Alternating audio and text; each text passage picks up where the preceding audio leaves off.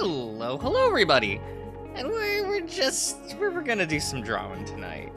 We're gonna do that thing. Let me readjust the volume of things. There we go.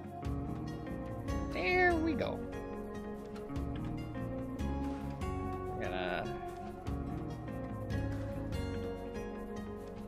draw a circle.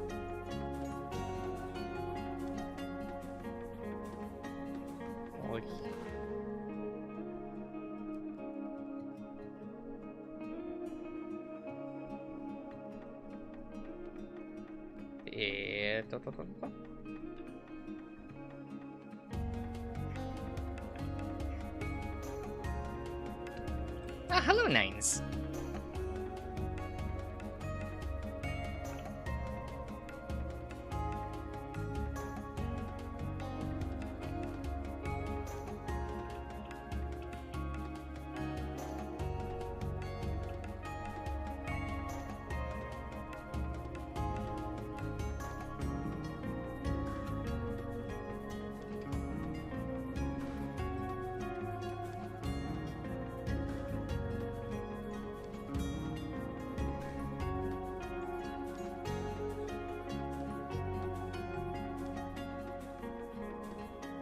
Ah, hello, cat.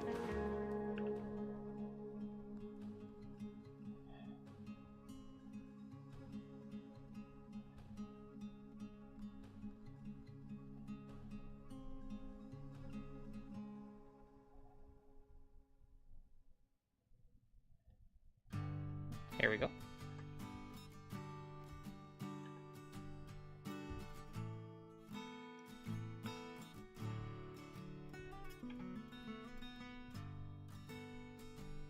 Yeah, dot. Dot.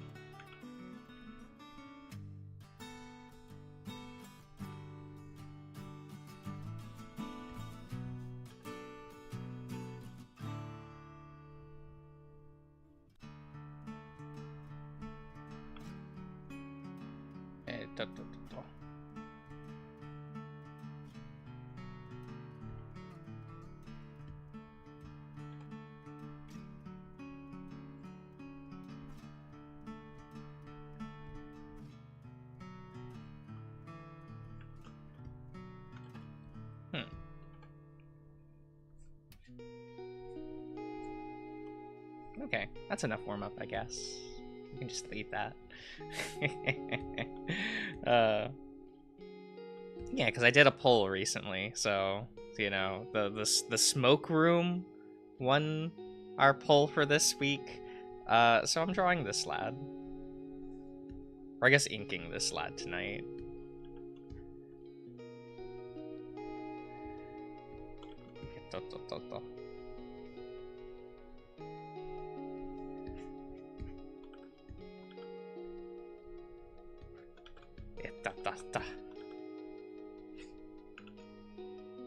Everyone probably thought I was gonna draw Will or something. Nah.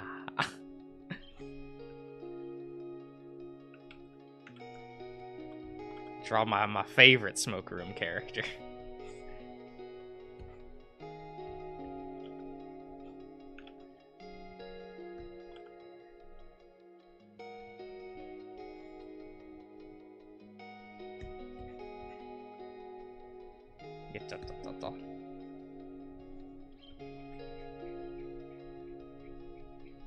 Like, sure, not a popular choice. I'm definitely not winning anyone over by drawing Chang, but yeah, just kind of wanted to.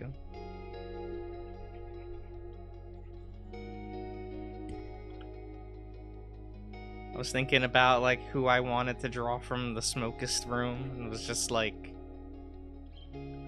let's do Chang. I like him a lot. No one ever talks about him.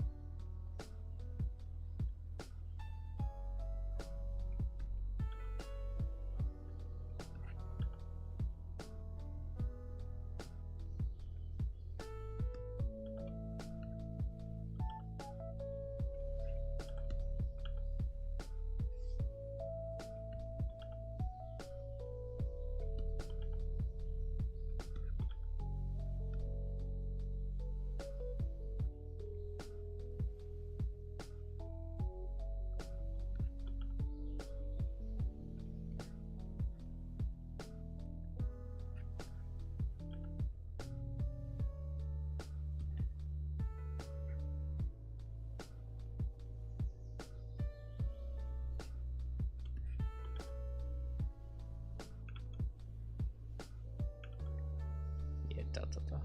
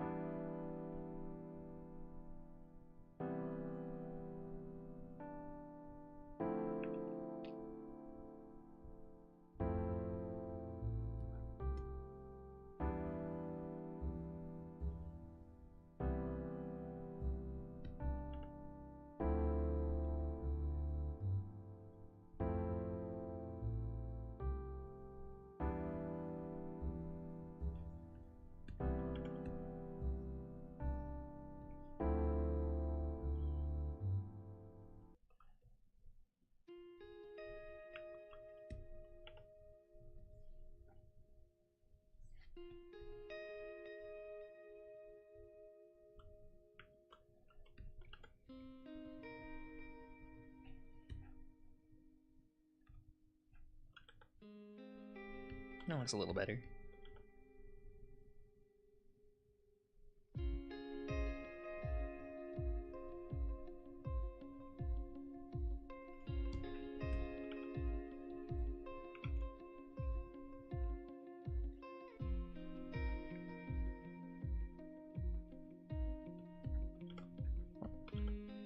Ah, hello, Chappo. I am drawing Chang from the smoke room. He's just a side character.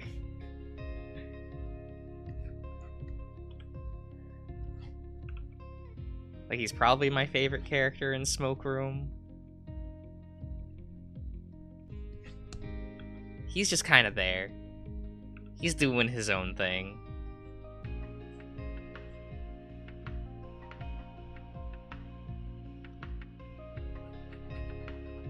He's really only in Nick's route, though.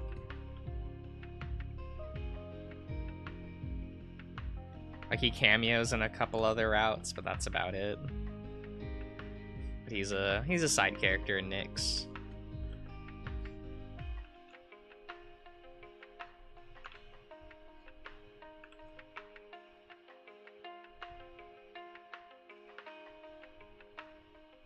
The AUVNs. Oh dear.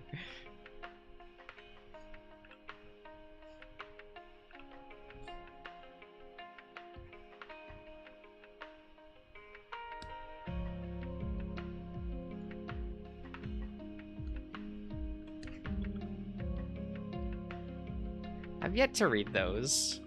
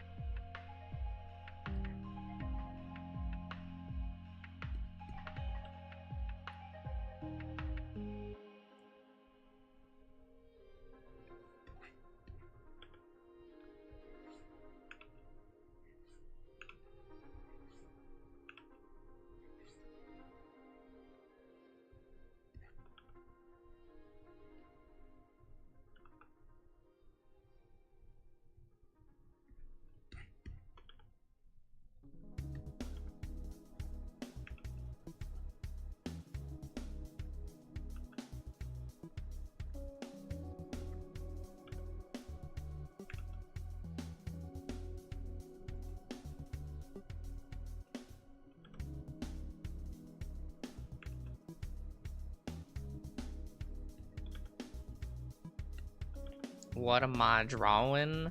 I'm drawing Chang from the smoke room. He's a sable.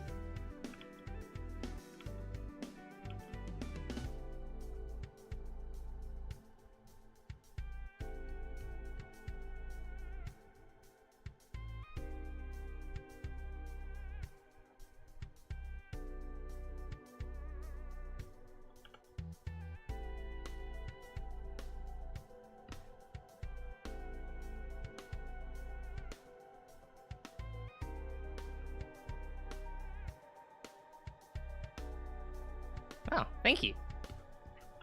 I think I do okay.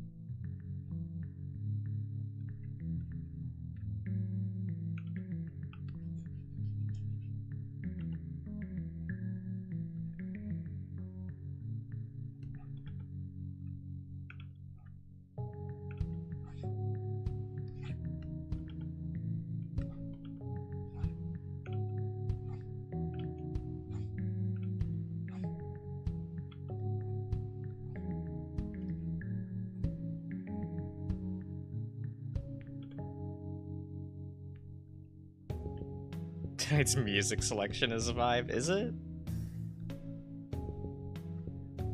I just tried to choose, like, music that wasn't loud and overpowering.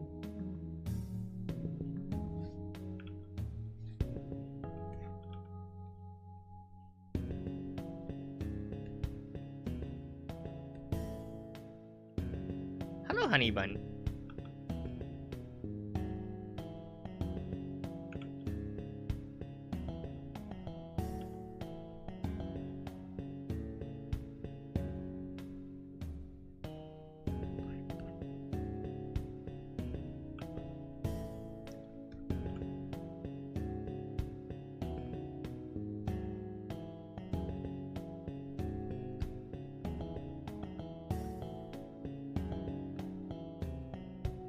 Loud and overpowering time. No. But hello, Ian.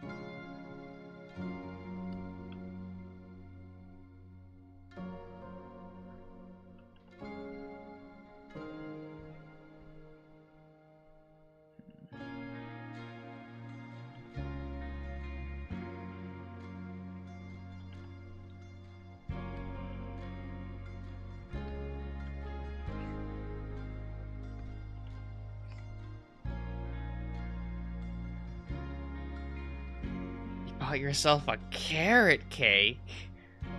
Oh. You know, weirdly enough, I don't think I've ever had a carrot cake. It's just never come up. And usually when there is a carrot cake available, there's usually, like, something else I want. So I've just never had one.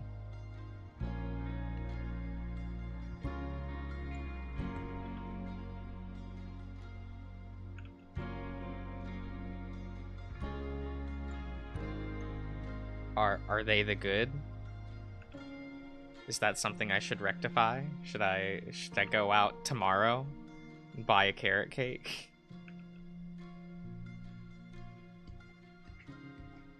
Or should I try to make one from scratch?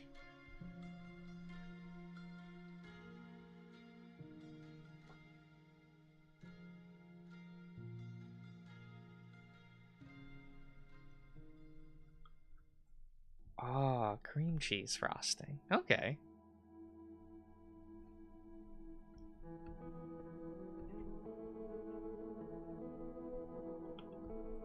I haven't done any baking in years, but who knows?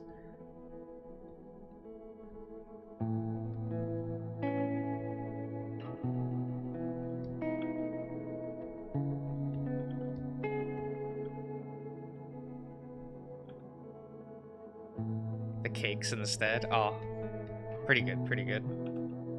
Do a baking stream? Nah, I don't have the setup for that. What do you think I am, Canine Kuro?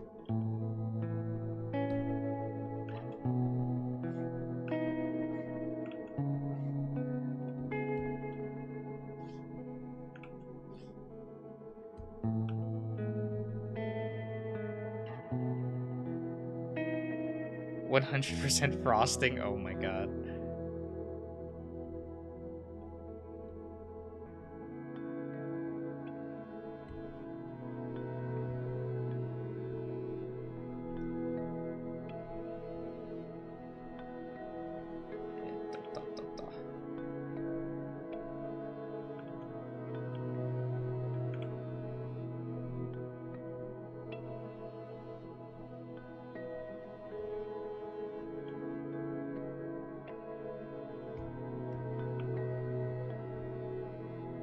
I don't usually pick up like sweets when I'm at like the store. I usually try to not buy those kind of things.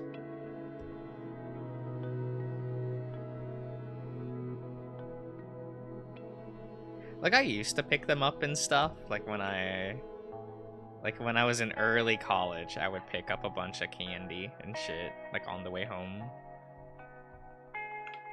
At some point that stopped.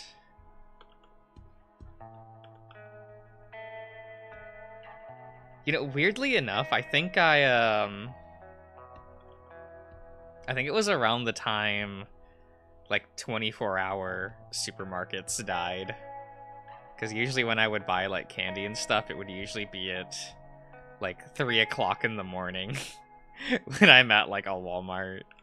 And that's not a thing I can do anymore. All of those places now close at like 10 or 11. Like PM. So I just can't do that shit anymore. I think that's why I stopped picking up candy and junk.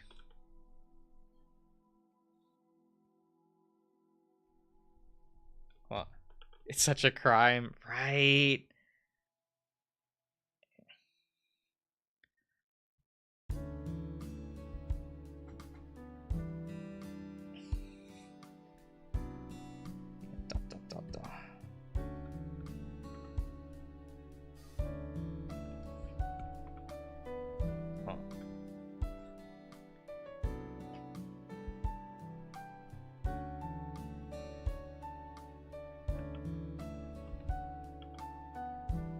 Yeah, nothing like this. The town that I live in, like everything is closed by midnight. So there ain't nothing I can do when it's like 4 a.m. and I'm like, but what if I want something? I got nothing. I think there might be like a gas station outside of town that might be open 24 hours, but I actually don't think so.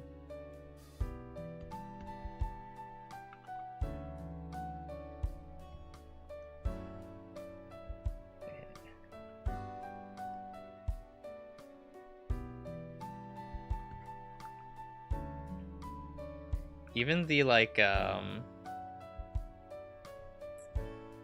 there is technically an IHOP close by, but even that one's not actually 24 hours.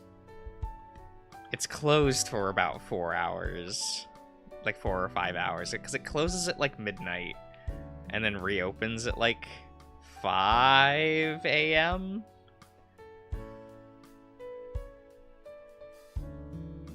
Granted, that food's so expensive. I don't know, even if it's like 3 a.m. sometimes I'm like, I don't want to spend that money. I'd have to like mortgage a house to afford IHOP. Like, no. It was like how last time I hung out with Darian, he took me to this restaurant that like we used to go to when we were both in college, right? So it was like a pre-COVID, right? And the meal I would get there, I thought was a little expensive, but we rarely went there, so like it was fine. And it was around like $17, right? And like we went there like this past week. You know, looked at, you know, that menu item was still there, so I was like, oh, maybe I'll get that. It was now like $25. And I'm like, what the fuck? Let's not do that. Let's look for something cheaper. I'm like, what happened? It's only been like... I think the last time I ordered it, it was like $20. So like, where it was... Like, it was like right after COVID. It was suddenly like $20. And I'm like, okay, like I can... Now it's like 25? Eh? No. No. Like the last time I went to like McDonald's and the meal I got was suddenly over $10. And I'm like, I guess we're never coming back here.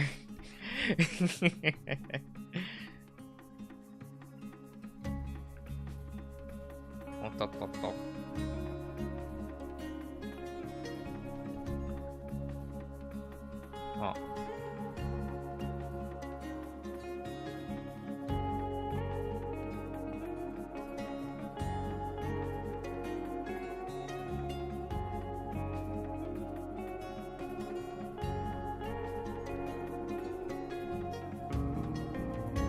Yeah, if I'm at like a restaurant, I never want like an order I have to be over $20. Like, no. I don't care if the food is good. I'm not paying over 20 bucks.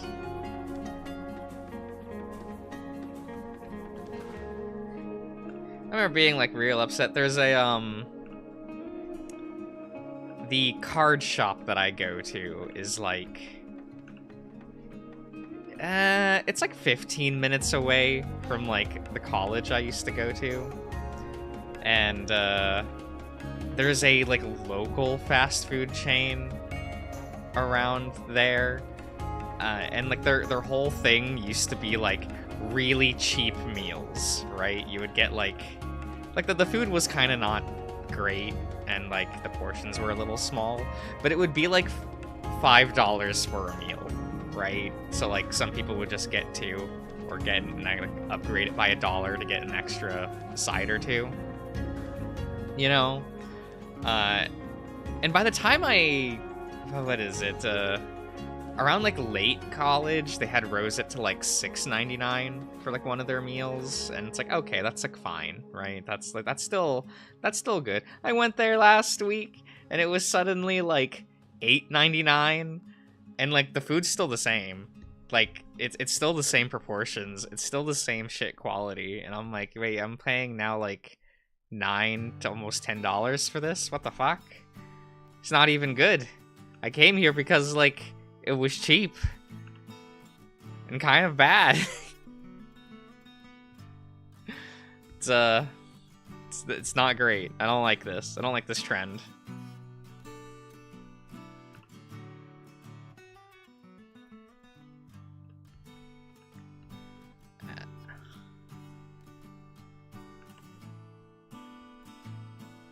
I'm gonna just make everything myself. I mean, I basically do that on any normal day.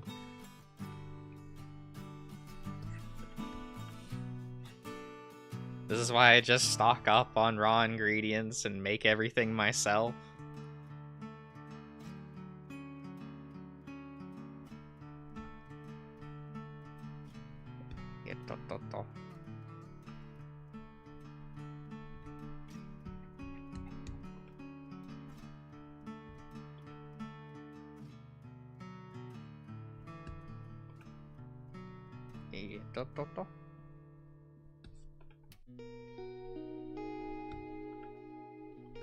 Actually, how does this look?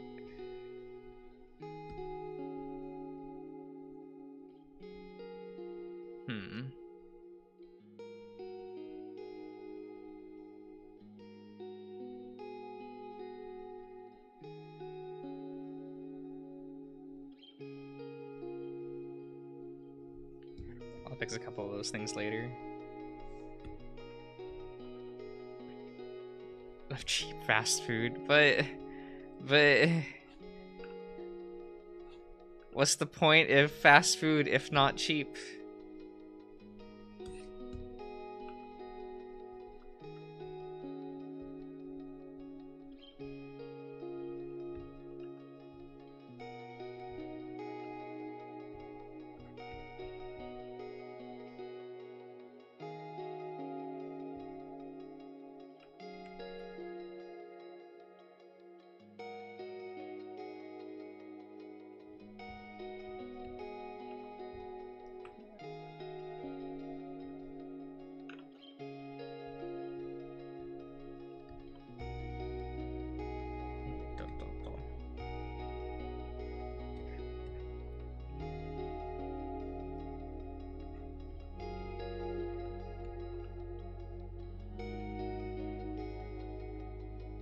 Get a full plate of fries for $2? Holy shit. Wait a minute. Actually, there was a similar thing over here where there was like a small diner that you could just get a plate of bacon cheese fries for $3, which was amazing. They were only around for like 2-ish years before they closed, and that was very sad, because I'm like, now wait a minute, but they had good. What was really sad, if I wanted to splurge, they had $5 pizzas, and the pizzas were like actually decent, and they were like $5. It was like $5 one topping, $6 any topping. Like, you could get like one of those like specialty multi-topping pizzas for like $6, and they were like the size of a medium, or like a medium pizza at like a Domino's or Pizza Hut or some shit, like stuff like that. So it was just kind of nice. It was pretty alright.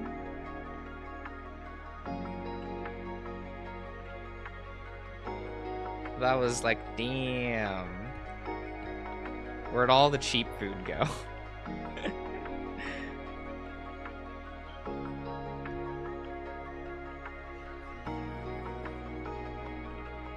Now if I want cheap food, I have to just go to a supermarket, find like nearly like sell by, like the sell by date for like meat and stuff, and be like, well, I guess we're making a stew out of this.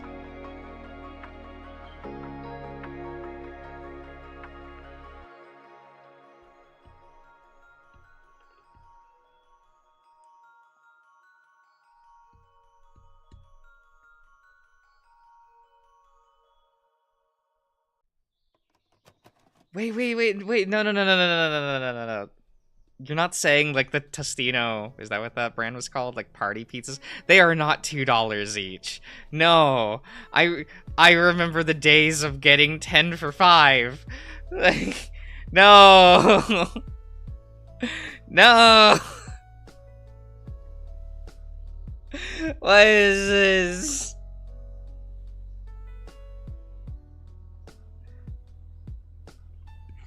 When did everything get bad? When did everything get bad?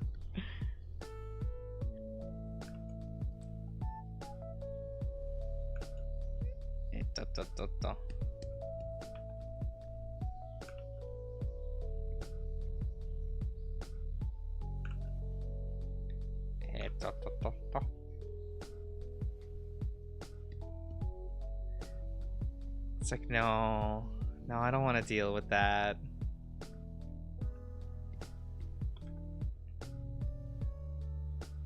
I don't even go into the freezer section anymore. Unless it's to buy, like, some frozen veggies or something. But it's just, like, no.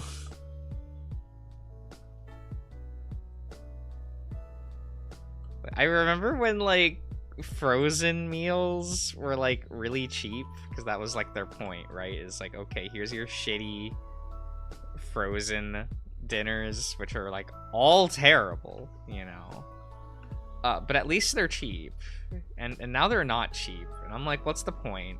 Like, I kind of I kind of understood Leo, where he's just like, I'm just gonna have TV dinners because like they're cheap, whatever.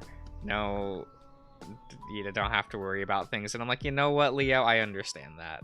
I get that. Like,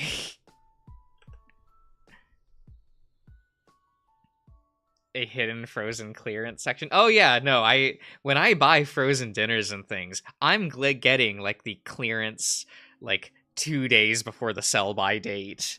Like, kind of some of those. Like, it's fine.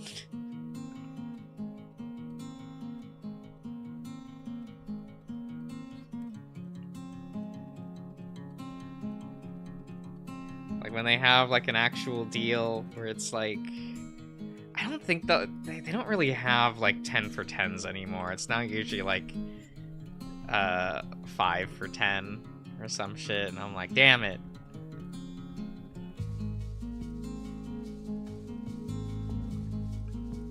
Yeah. Cause I was pretty happy back in the day getting like the 10 for 10 like microwavable pasta things. Like, damn.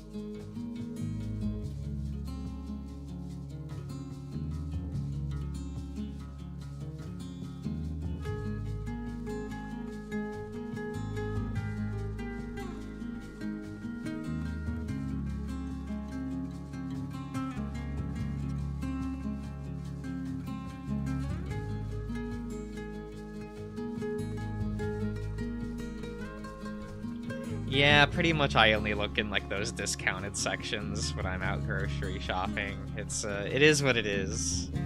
It's the it's the world we live in now.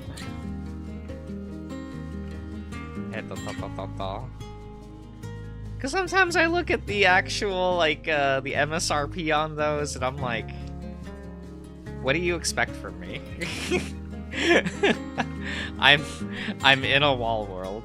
Like I'm not, like, in some Bored Deluxe-ish, like, grocery store. This ain't a Whole Foods. Like, I'm in a Walmart. You expect me to pay this? Nah.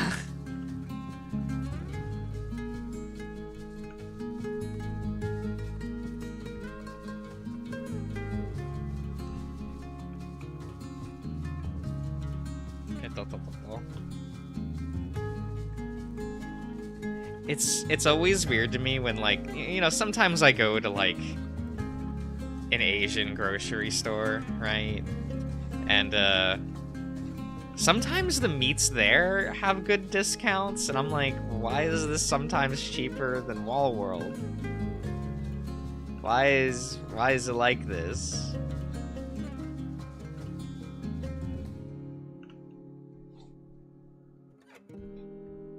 Granted, I'm not complaining. I'll just buy it there and call it a day.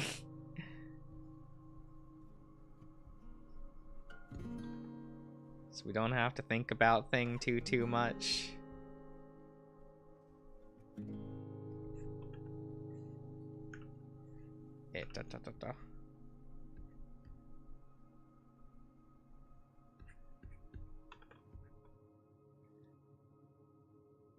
Oh yeah, the second place thing on that poll. Oh my, is that okay? Okay, that's fine. Was password. Is there a specific thing you want me to draw from password, or should I make another poll for next week? Or what do you guys want me to? Is there specific characters you want me to draw? Anything specific?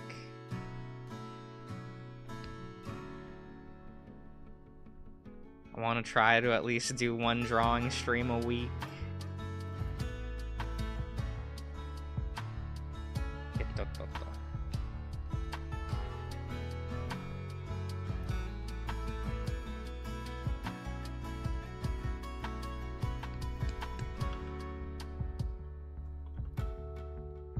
Northern and Shelter were the lowest on the poll. No standards, right? And the only vote for Shelter was me, I think. Because I was really lazy and didn't want to swap accounts to see what the poll was at, so I just did a vote for Shelter on like on my main channel. Because it's like, oh, whatever, it's Shelter. I mean, I wouldn't mind doing that. Draw whatever you thirst for, but then we would only be drawing Leah.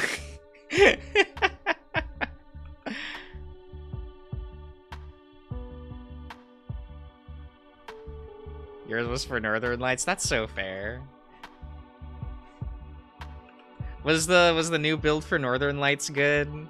I haven't played it yet because I've been recording Rain Check, which I don't know if anyone's been enjoying that, but I've definitely enjoyed recording it.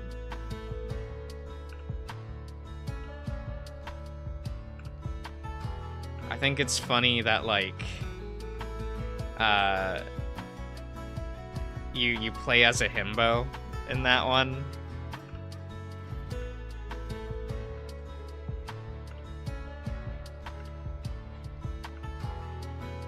You play as a little, I say little, he's like 6'7", but you play as like a himbo tiger who's just kind of like, what's happening? What?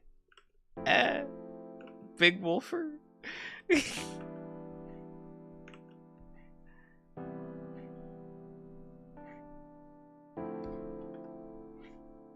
And I'm like, oh dear, oh no.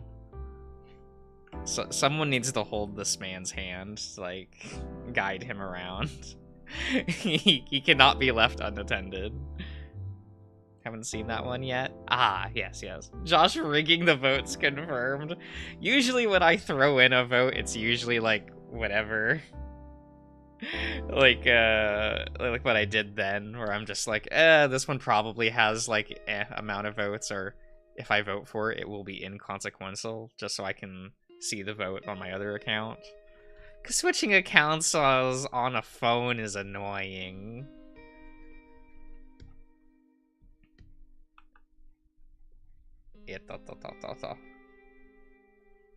So I just no. I just like click it, cool. Ah, the only vote for shelter was mine. Good. No drawing of Rune this month. It probably wouldn't have been Rune. it would not have been Rune, but you know, the possibilities.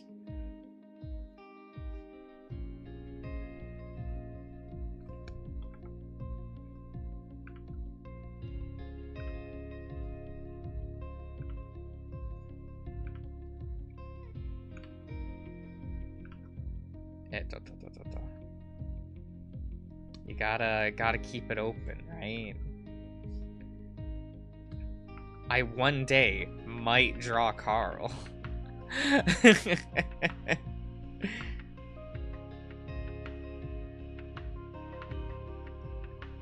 Your best voice acting work? Oh dear.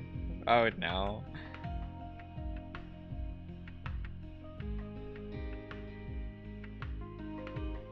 I got a compliment on how I voiced Tom in Shinya. Didn't know how to feel about that. But then again, I never do, because I'm like, I ain't a theater kid. And then everyone assumes so. I don't get that.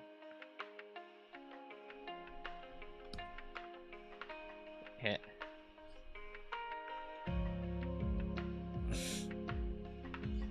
You say that, but I never took theater. I was never one of the drama kids. I was in band instead. I was going toot toot on my alto saxophone.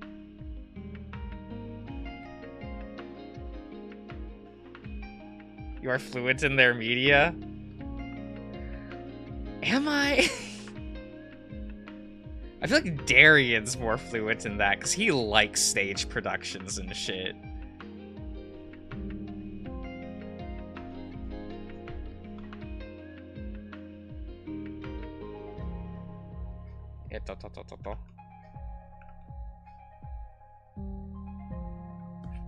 And then Darian didn't, like, wasn't in band.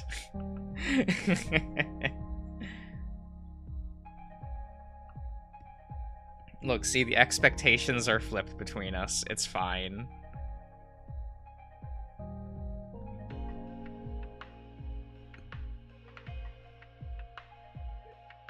It's a very theater kid.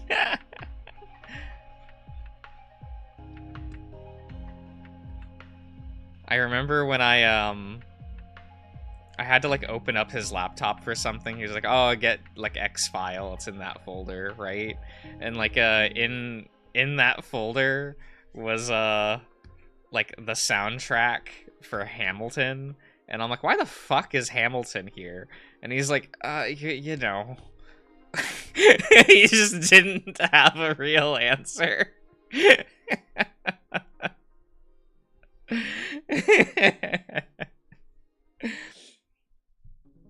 I'm like, Darian, it's Lin-Manuel. We're not allowed to like this. And he's like, yeah, no. We have to keep the joke alive that like neither of us like Lin-Manuel music, which like I don't.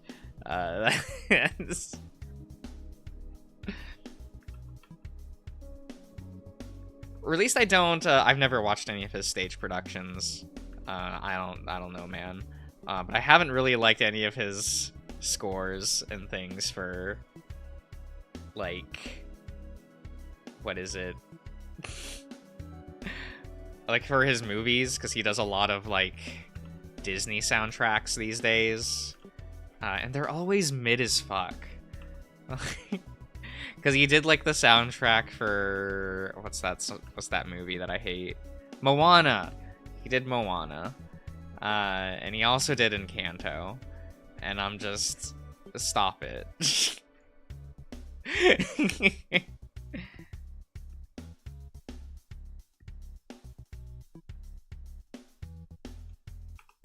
You know what? We need to just burn this and start over. There we go.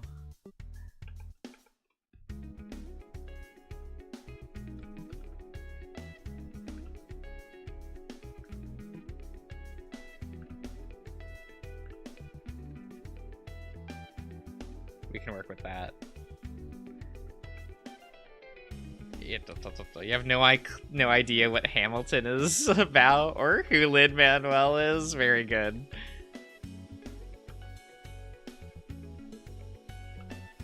I didn't know who he was until like Moana came out, just because, you know, I pay attention to the Disney company for better or worse. For worse. My sanity gone. Like, actually, because of that company.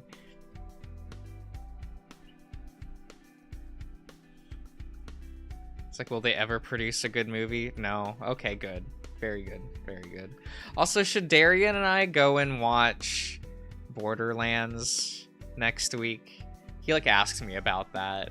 Or, like, whether we should or not. Should we do that? Record a podcast on it?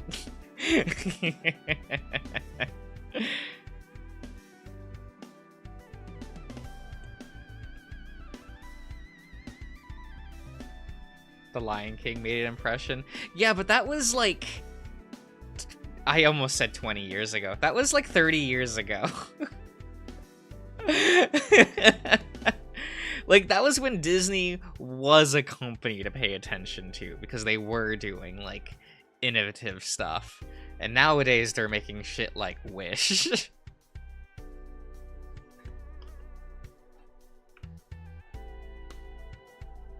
Yes, I have to know how bad it is. I, like, will be upset if we don't get a scene of Lilith saying, "Sup, killer." Like, in the movie, I'm going to be upset. It will get a 0 out of 10 for me. Like...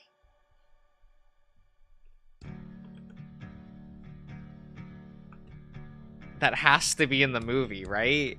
Right? It's not just me. Like, that has to be there. It's the legacy.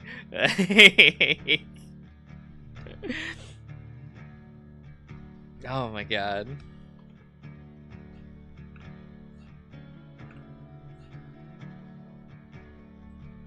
Yeah, because I can't even really remember the last time I, like, really liked a Disney movie. I don't want to say Zootopia. Please don't let it be Zootopia.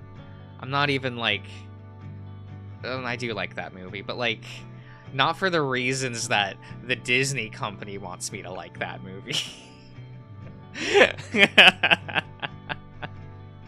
Maybe I like it for the same reasons Byron wants me to like it, like the director. Because, boy, you can tell his orientation when you watch that movie.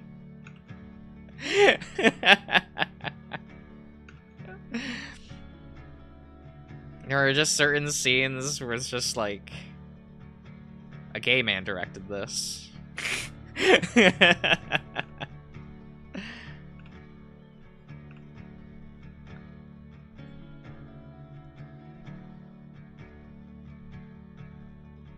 Like, it's almost like, it's not, like, fully comparable, but I think about it similarly to, like, Brock the Investigator, where, like,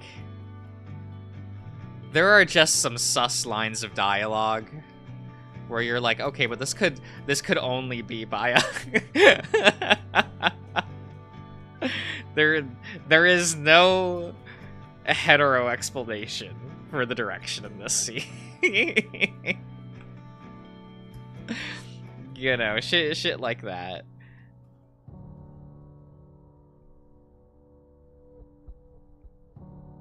What about Moana? I hated Moana. I thought that movie was so meh. Which was, like, a little bit sad, because I think that's, like, the worst movie directed by Musker and Clements, who, like,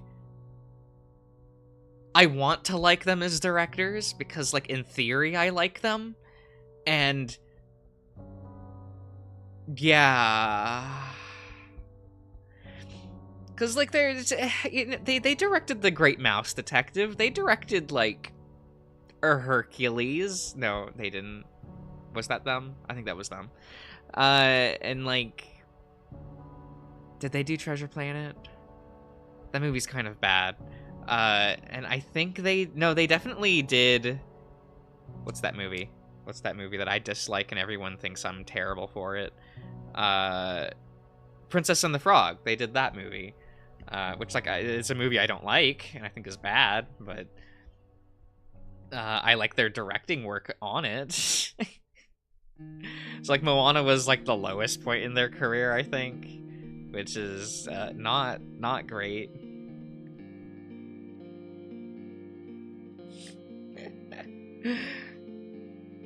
And Coco's a movie that, like, I watch muted.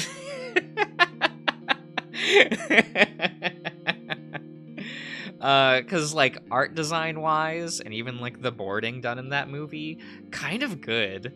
Like, that's a movie that I still look at and go, like, damn. Like, that visually flows well. Which is something Encanto has going for it, actually. Like, despite how much you can criticize Encanto, the actual, like, directing work in it is, pretty, and the boarding work is pretty good. It's, like, the best in Byron's career.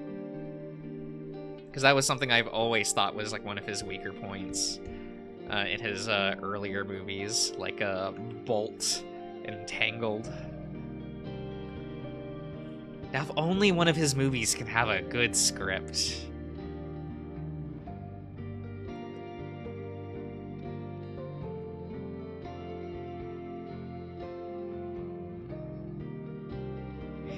Yeah, Princess and the Frog was, like, you know, an honest attempt. It's an honest attempt. Not a successful one, but an honest one. And, like, I definitely don't envy what that crew had to do to that movie to even get it released. Like, ooh, those are some hard decisions to make, like, actually. And there was, like, no right answers at the time. Alright, see you, Nines.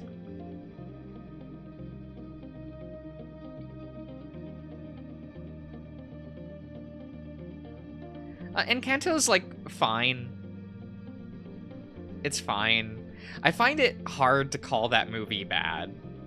Just because, like, it is well boarded this time around. And that's something that, like, oh, Byron, hey, you're getting better at this. You're getting better at having your movies flow from one scene to the next, which is nice. The theme is very shaky. And so is like a...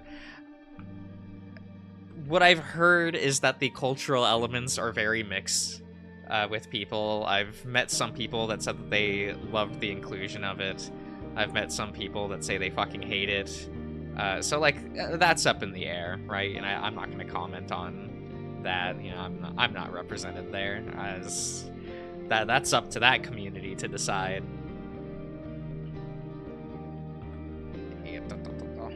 But I definitely didn't hate it. And it has a more tolerable Lin-Manuel soundtrack. Not one that I like, but it's more tolerable. Also, I don't understand... Okay, so this has, like, almost nothing to do with the movie itself, but I legitimately don't understand why my... So I bought the CD soundtrack for Encanto because I typically buy the soundtracks to every Disney musical because I'm ill. And, for some reason, when I put the CD in my computer and looked into the files, the file names were in Japanese. I don't understand.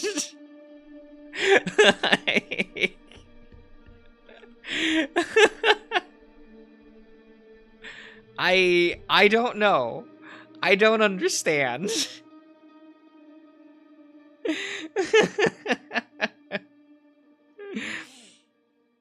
And the same thing happened with Wish, where it wasn't in Japanese, it was in some European language, but all the names were in that, and the metadata for the logo was also in a foreign language, and I'm like, what the fuck? Why?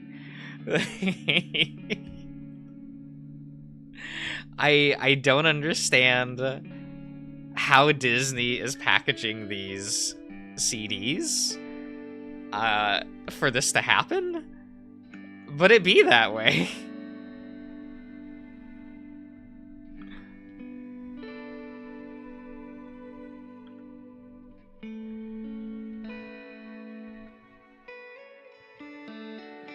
You enjoy representation in media? Ah, neat. I wish I could. Anytime, excuse me, anytime a movie is like, here, we're gonna put in Asian things in this movie, I usually go, please don't.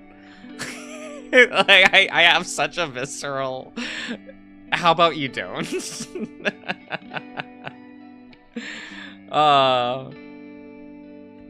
It's like, I'd rather not be embarrassed watching a movie. Please. Like, please understand.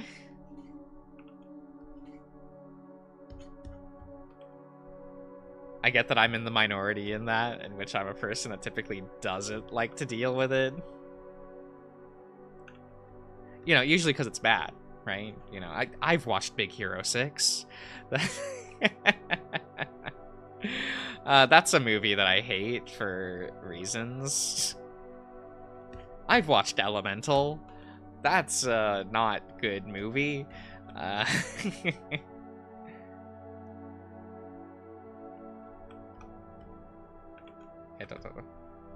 Okay, so that is the correct layer. Okay. So let's,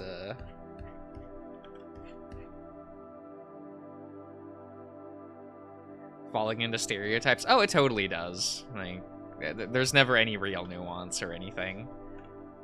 Either that or they do the really annoying thing of they just combine all of them.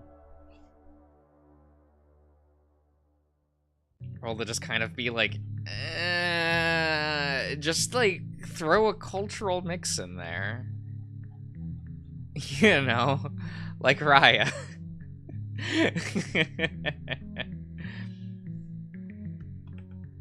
We're not gonna pick one, let's pick 10 and like mix and match them.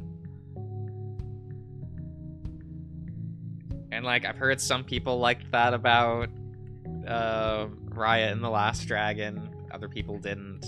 It seems to be a weird talking point.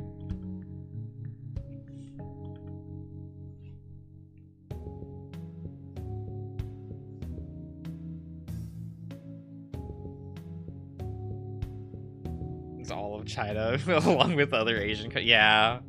It's a little bit jank.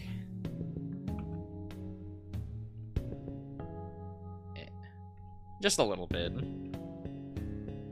And yet that's one of the better ones, and that's like also like, really? We never got better than this? Really? Because it is weird that like Mulan's one of the better ones in terms of that.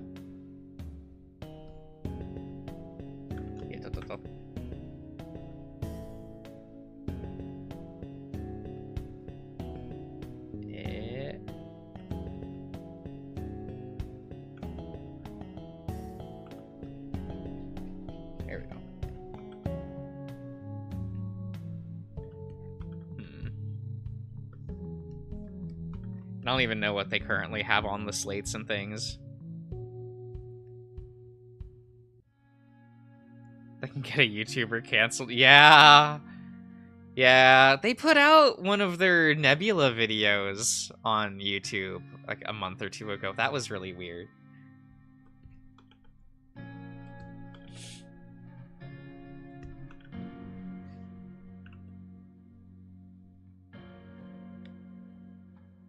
Zootopia 2? Phew.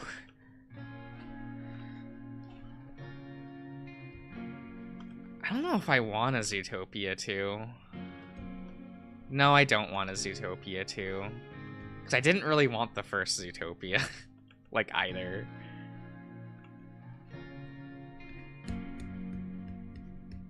I feel like a lot of what I was looking forward to in the original Zootopia project wasn't in the final film.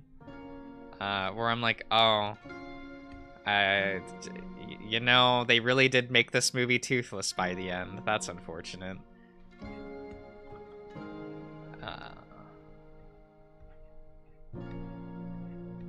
That and I feel robbed, because Nick was the main character. And then they swapped it to Judy in the last, like, 8 months of production.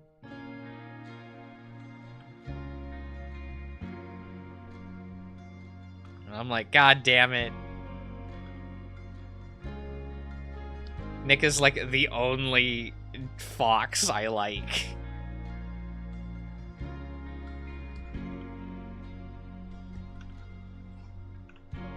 It's okay, Japan's got me covered in terms of artwork.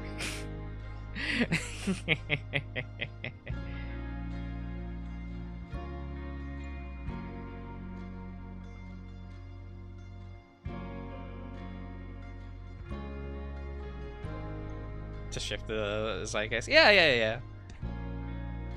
Like, I agree with the move, and I do hope that, like, the reception of that video will make it to where she'll be uncancelled.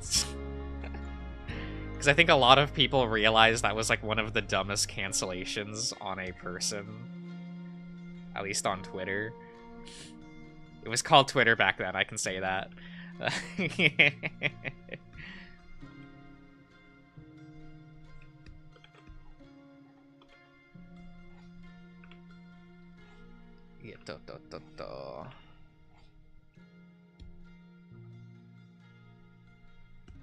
Yeah.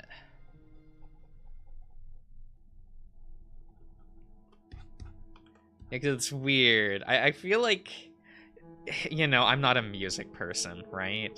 But I did learn about Yoko in college. So, like, I knew more about her than, like, the actual band. Which was a little funny, because I took a lot of modern art history, like, courses. Because I really didn't want to have to take, like, historic, like, art classes, because I was more interested in, like, learning about, like, the pseudo of today kind of thing. I say pseudo, like, whatever, like, more recent shit, you know, things that I could actually be, like, influenced by. And yeah, I did, she was mentioned in one of my classes, and that was kind of cool. And the teacher wasn't actually like mean about it. Like I did not know that that person was disliked at all because like she was brought up in class. A teacher was like, yeah, look at how like cool and pseudo-innovative like some of these like exhibits were, right? And it was a fun talking point, and it was like a person in class that was like, don't people dislike her? And the teacher was like, yeah, but that's for other reasons. That has nothing to do with like their work in art, so here, don't worry about it. And then I had to be like, what the fuck is a beetle? Like, what the fuck is the Beatles? Oh, what? A who?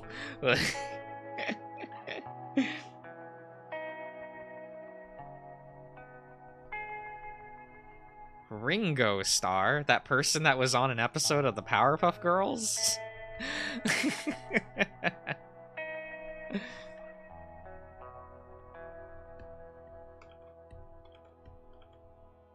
People are always very confused about what I know and what I don't know about, like, media history.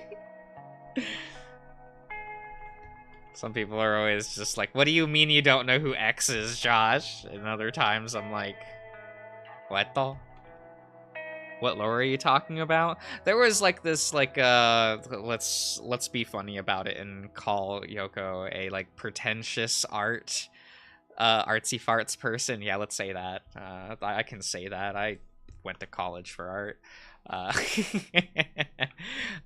They ended up like marrying one of like a person from a popular band, and it like made them one of the most hated individuals in like the music world.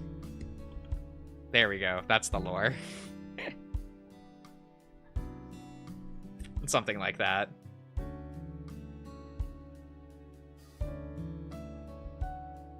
Pays attention to who sings it or who they are unless I want. Yeah. Well, I also, like, just hardly ever casually listen to music. Not in, like... Oh, whoops. Let's do that. Okay. We didn't just fuck up the layers panel. That's fine. Unless it's, like, you know, I was a concert band kid, so I'll pay attention to, like, composers. But I usually won't pay attention to, like, what people consider the music industry. Because sometimes I'll be like, yo, Yuki Kajiura put out a new album. It's so good. Whatever. That accordion do go off.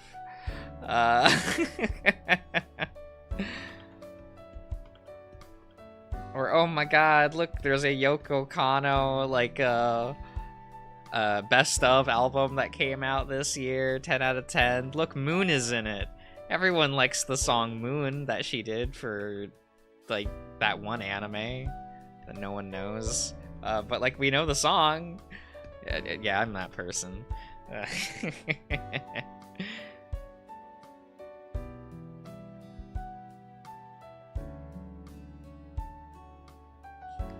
I mean, I usually, like, say it jokingly, what do you mean you haven't, you know, because, like, I'm, like, you know, pretentious art student, but I'll usually, like, say it jokingly, just because, look, I know.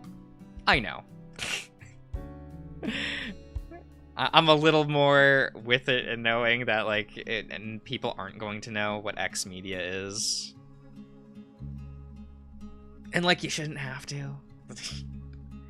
Enjoy what you enjoy, whatever. I think the only time that'll legitimately go, like, what do you mean you haven't, is, like, if someone's, in the same field of study, and they hadn't watched certain things by certain directors, and I'm like, bruh, no, you have to watch this to, like, learn. Like... But if it's just, like, casual viewing of media, it's like, whatever, man. Watch what you want. But those are two very different things, right? Like, I consider those very different.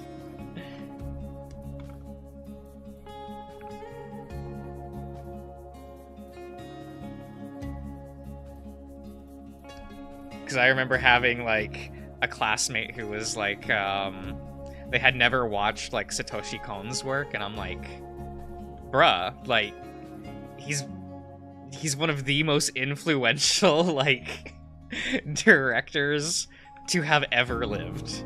Like, there are American films that copy his movies shot for shot, and people praise it to high heaven without knowing it's basically plagiarized. Hi, Black Swan. How are you doing today?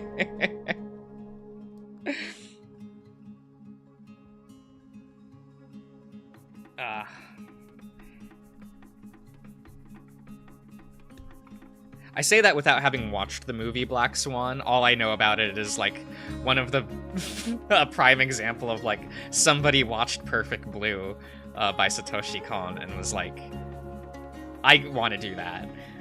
Which like fair, because I think everyone that watches Perfect Blue would just be like, I want to do that.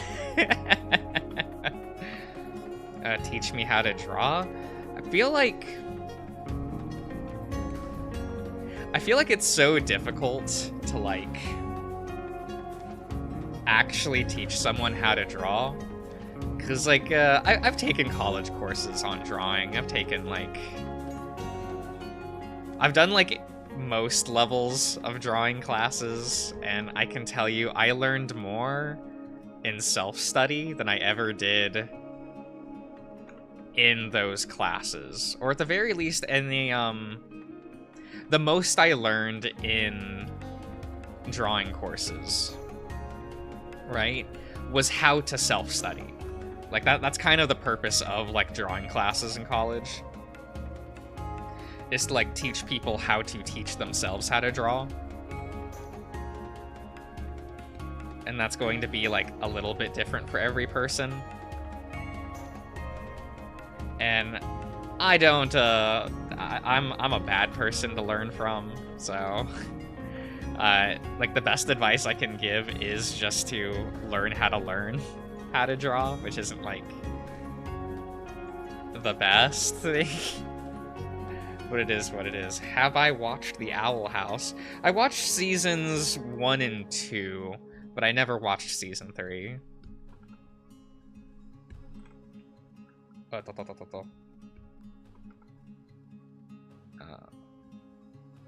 There's the opposite, where people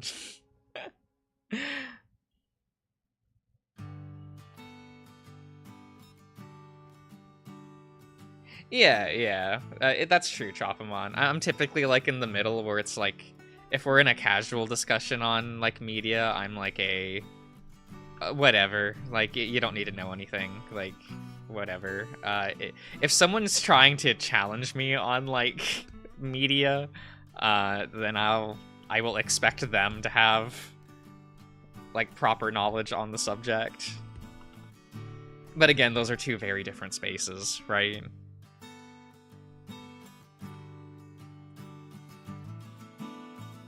Look like deformed monkeys, my English show told me to... So, like, what you'll have to do... You'll need to... Like, it sounds like you need to learn form. Like, obviously I haven't seen your work. But... yeah, like, usually, like, if you can't perceive the person in the work, and you can only, like, see... like, you know, like you said, like, a monkey, or... other things. I call them the air balloon men sometimes. You need to learn form more than anything else. And you can do that by just doing, like, studies of human anatomy. Figure drawing is an easy one to figure out how to loosely draw things. Outside of that, like, actual study of, like, time to learn how to draw this muscle. Which I haven't done in quite some time. I think that's why my drawings tend to look both too loose and too rigid, is I haven't done a lot of, like, modern studies in quite some time.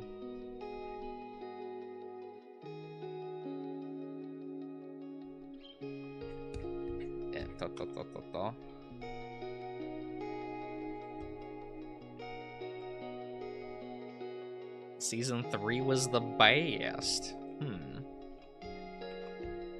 I don't know if I'll come away with that same opinion, just because like I'm one of those people that's like, wow, season 2 kind of sucked.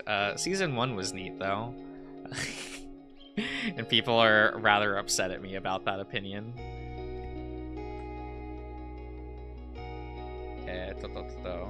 Though the reason being is more from a production standpoint, where I felt like Season 1 was doing more things with its storyboarding and art design, while Season 2 was far more focused on delivering its character and plot details, and it does so pretty rigidly through dialogue and doesn't do a lot visually. Like, they stop informing people through its storyboarding and art design around the time of Season 2, where that becomes less of a priority. I assume this was due to production reasons, of maybe they had tighter deadlines. So, like, no shade being thrown.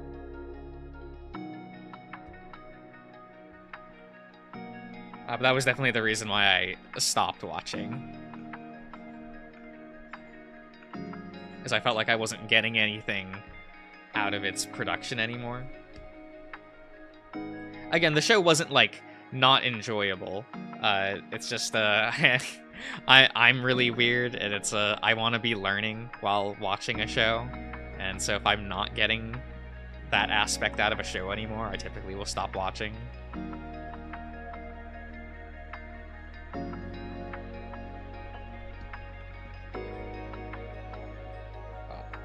You know, unlike, oh, I didn't finish watching Amphibia, actually. That one I just, accidentally did not keep up with. Whoops. But, like, what I did watch of Amphibia, like, every episode was an absolute delight because of how that show was produced. Like, the storyboarding, its character and art design, like, everything informs you about everything. And I really appreciate that about that kind of show.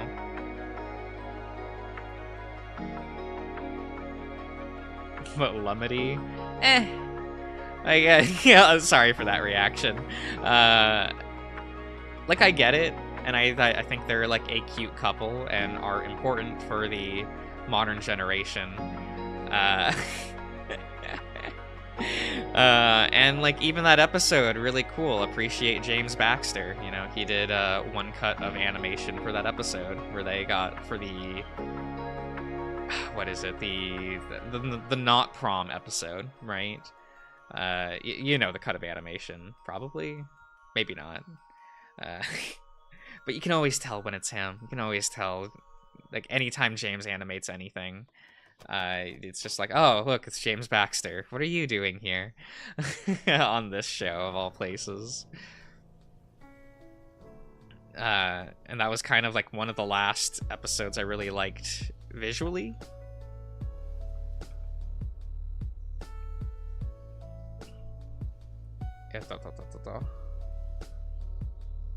But I certainly hold nothing against the people that like that show or anything. Please don't get that from what I'm saying. It's just like I stopped getting anything about stopped getting like anything out of that show, so I just stopped watching. Opinions on Amity? She's fun. I like that she is a proactive character and can, like, lead scenes by herself, which is something that I think is somewhat of a failing in the Owl House. This is structural things, not her likability, right? These are different topics, right? But, like, in terms of, like, construction, I never liked how passive a lot of that cast felt, and it always required their more active characters or proactive characters to push scenes forward, and I just felt like there wasn't enough balance in the cast to push every scene forward. I'm not saying anyone is like unlikable for that, but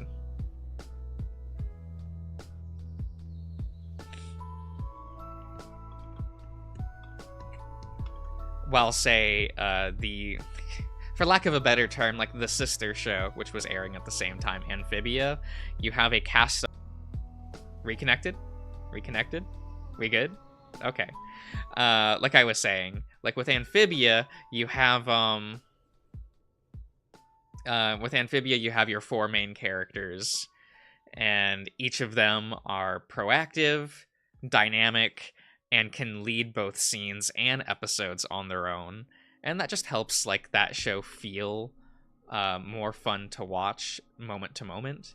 And that's something that I thought was missing in Owl House overall. Again, that doesn't make Owl House bad. The show is very good. But that certainly made it to where my viewing experience was lessered because of it.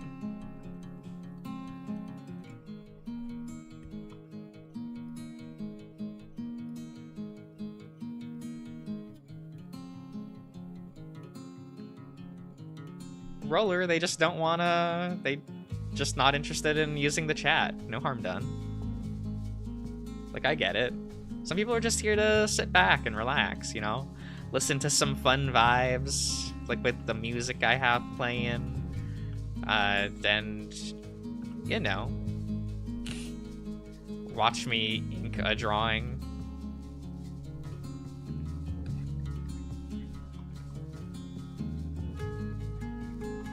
Because I assume most of my audience also likes these kind of games. I assume the majority of people that subscribe to this channel are subscribed to my main channel. So... Get the toto.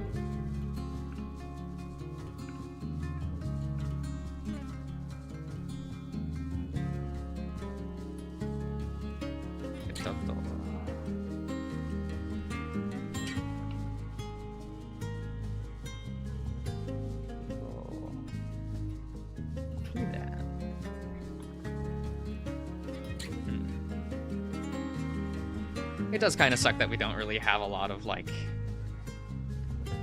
animated children's television anymore. That kind of died out over the past few years, didn't it? There's no longer, like, multiple shows premiering in a year. It's like you will get maybe one on a network. That's it. Either that, or it will, like... Oh, excuse me. Oh. Or it will, just be plopped onto a streaming service without any advertising.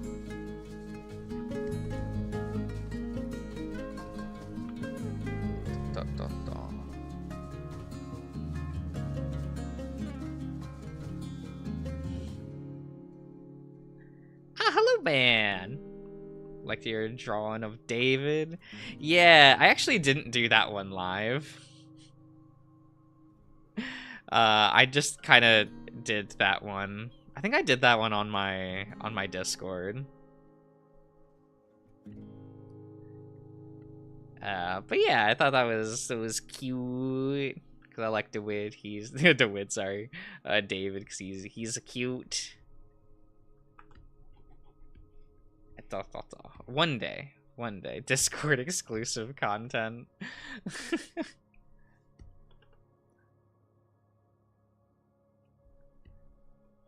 I have been just occasionally drawing on my Discord early in the morning, where I'm like, just more practice.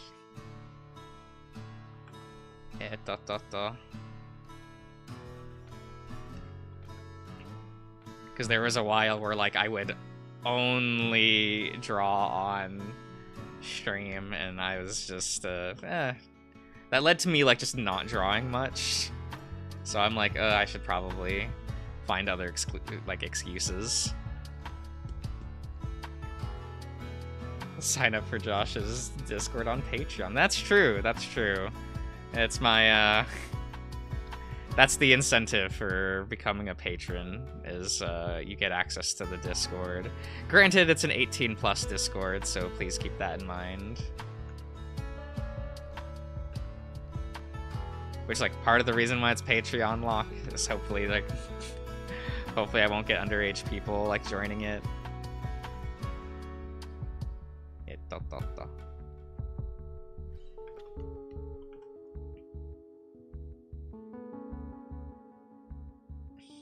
But you have to have terrible waking hours.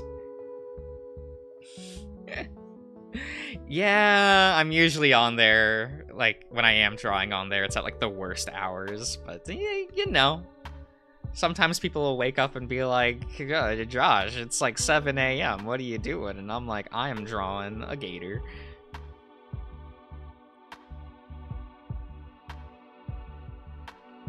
Yeah,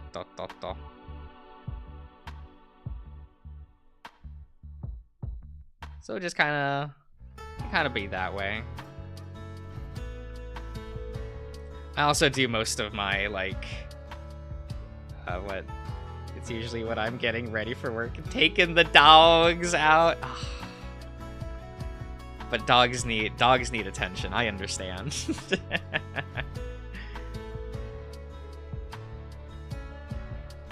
It's fine, no worries.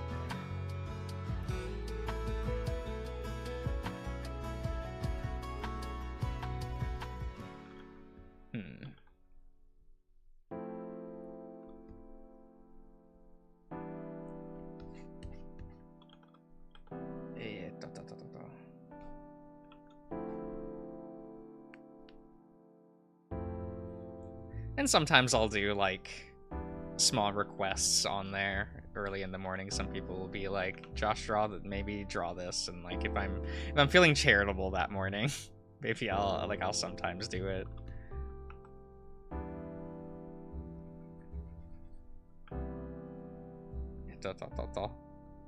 What I drew Messer I think like a day or two ago, because he was being like a little butt. So I was like, sure. Draw Amity? No.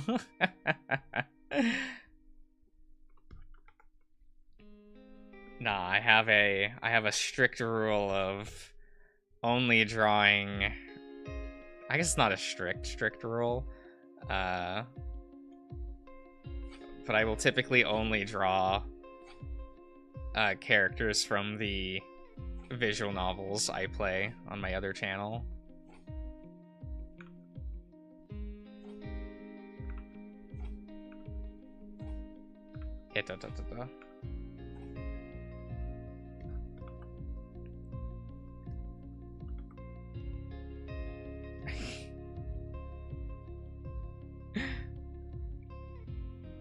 Can get anyone to do anything for you. He do be just a little guy.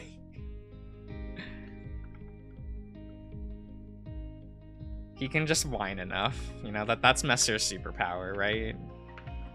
Is if he whines enough and people will mostly relent.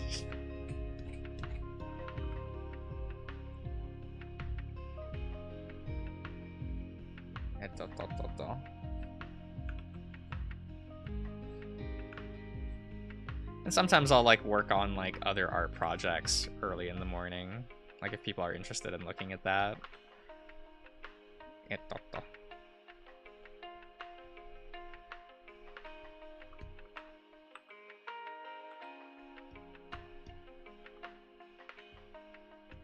To pick him up? Oh my god. Yeah, I'll pick him up and then toss him, you know? That's...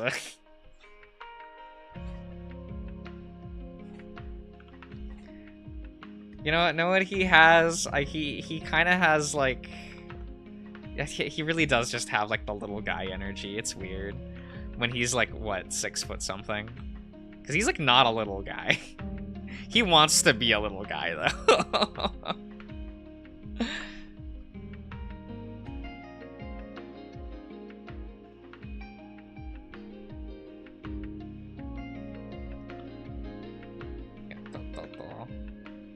No new seasons. What? Infinite Riz? Yeah.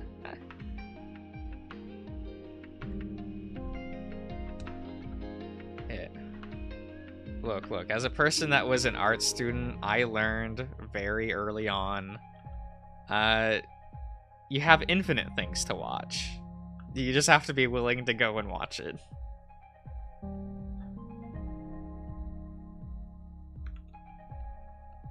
Because boy, when I got full access to the internet, and I was like, oh my god, there's like a century's worth of media I've never watched that all are important. It's time to start going down it. The amount of 80s OVAs I watched.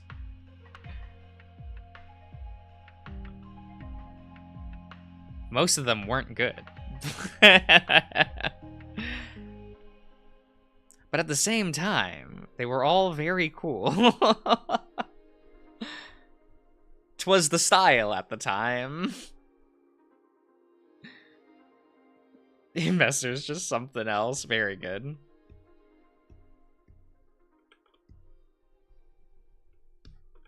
What the?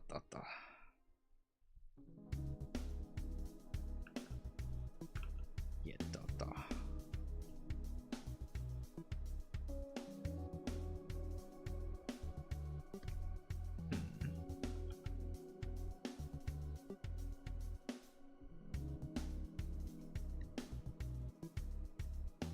Did I make the pipe too thick? That's probably fine. We'll just try to... We'll do this. Try to get that to curve out correctly.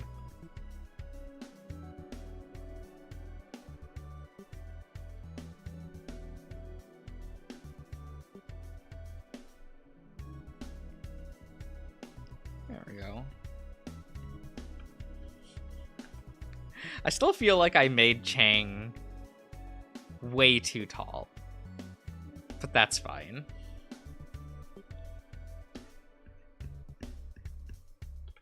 He can be a tall boy for this drawing.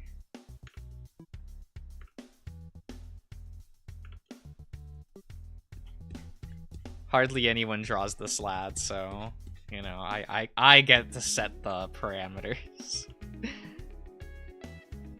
And like, you can't really tell his height compared to everyone else in the game.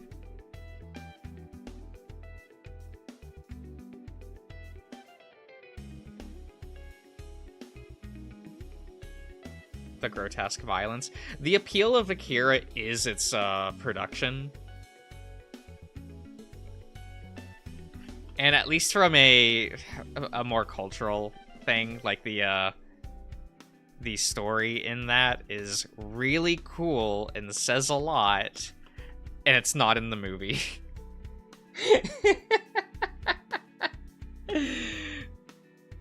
Yeah. It's unfortunate. It's unfortunate. Like, if you want the story of Akira, you have to read the manga.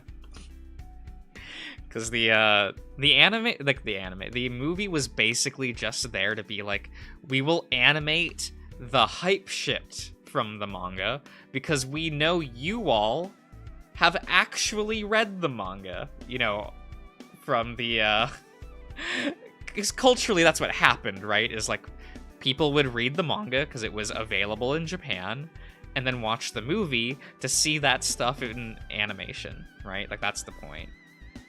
And for context, Chopamon, the movie is Volume 1 and Volume 8.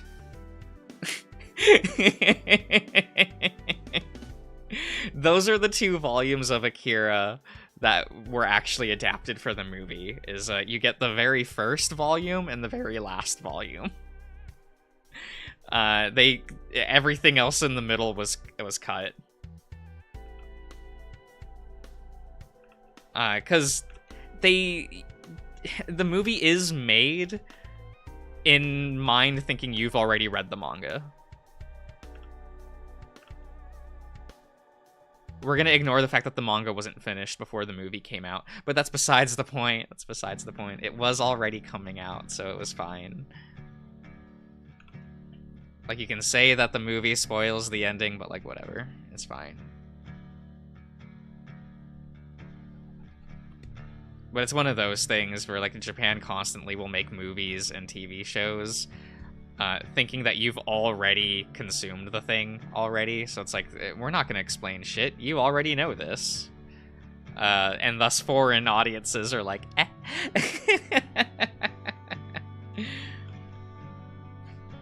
Have I watched BNA on Netflix? Not on Netflix. Yeah, I know it. It's by Yosh.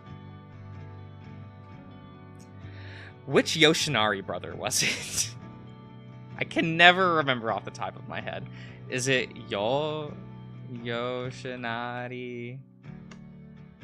Oh, god damn it. We'll just do brand new animal.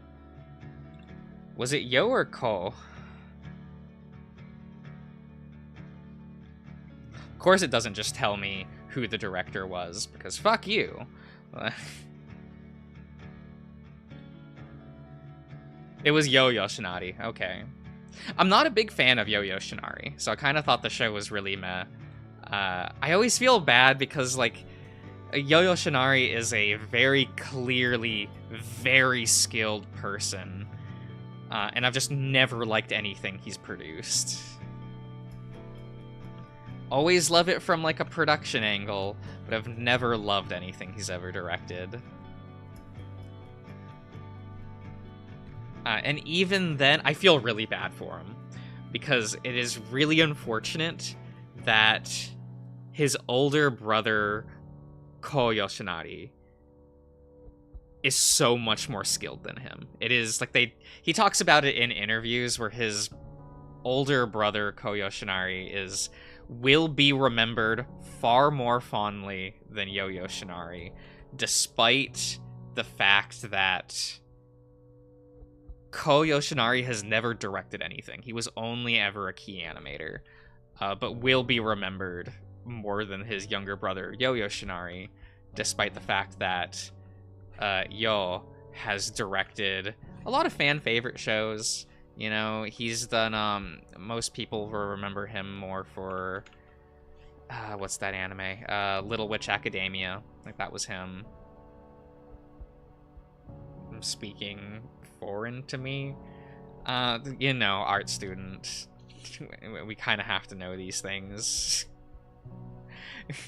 You know, we get tested on how well we can remember, like, artists and immediately recognizing their work and such. So, is what it is. Yeah,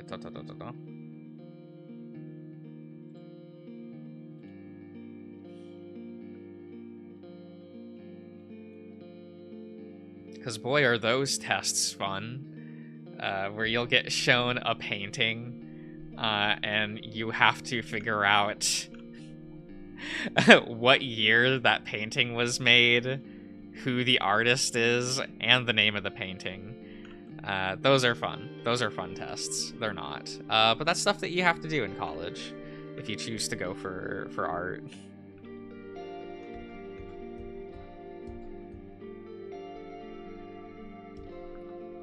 Yeah. So you learn real quick how to memorize, like,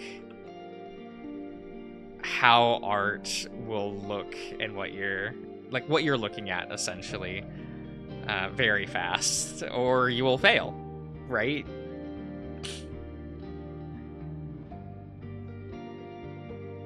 I has anime question you probably know the answer to. Aw, was it Ian? I hope I don't know it. Then I get to look something up. That's too much to remember for you? You'll learn it when you, like, you'll be able to, like, learn that kind of stuff as you get older.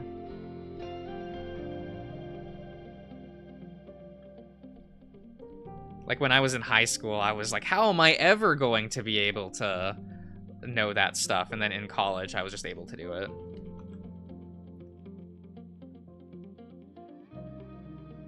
Cubes during action scenes. Oh god, there is a name for it, and I can't remember the artist's name, but that is a specific animator from Studio Bones, where no one can animate like he does. As soon as you see those blocks, you know that specific animator did it, and people just call it like the whatever cubes because it's from him. What does it originate from? I can't remember what the first production he did it for, but you see it all over the place, like, and it's always that same animator. So you typically will see it in a lot of Studio Bones works. I think I remember seeing it, like the earliest I remember seeing it is stuff like FMA or Fullmetal Alchemist. I think. I could be wrong, but he mostly does work for Studio Bones. But yeah. There is technically a name for it, because they just say like, oh, it's the whatever cubes, and it's just the name of that artist.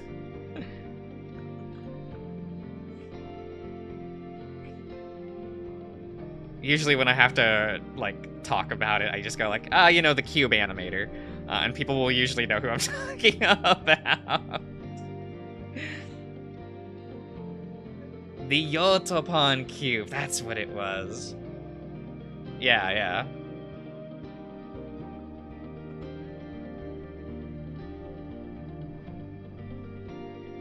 Like, I was almost going to say, like, the, I think I was gonna say Potapon, and I was like, that's not right.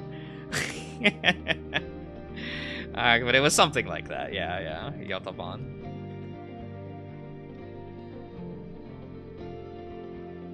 Very, very good animator. It's always a joy to see him.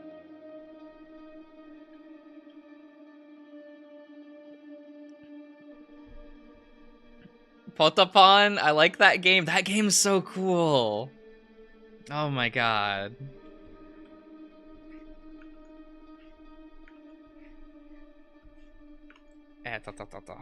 I also remember really liking...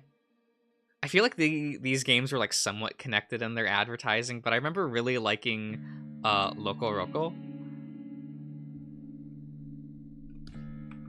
Which is like, I feel like we can't get a game like that again.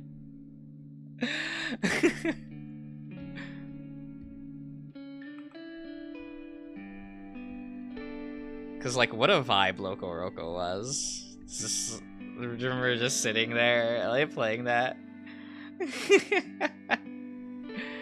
Cause you're a PSP man. Look, the PSP was great.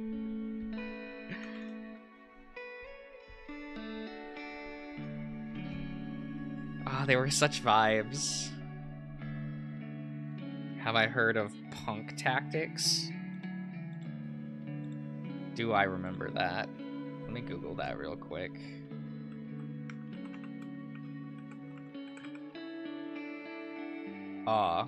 No.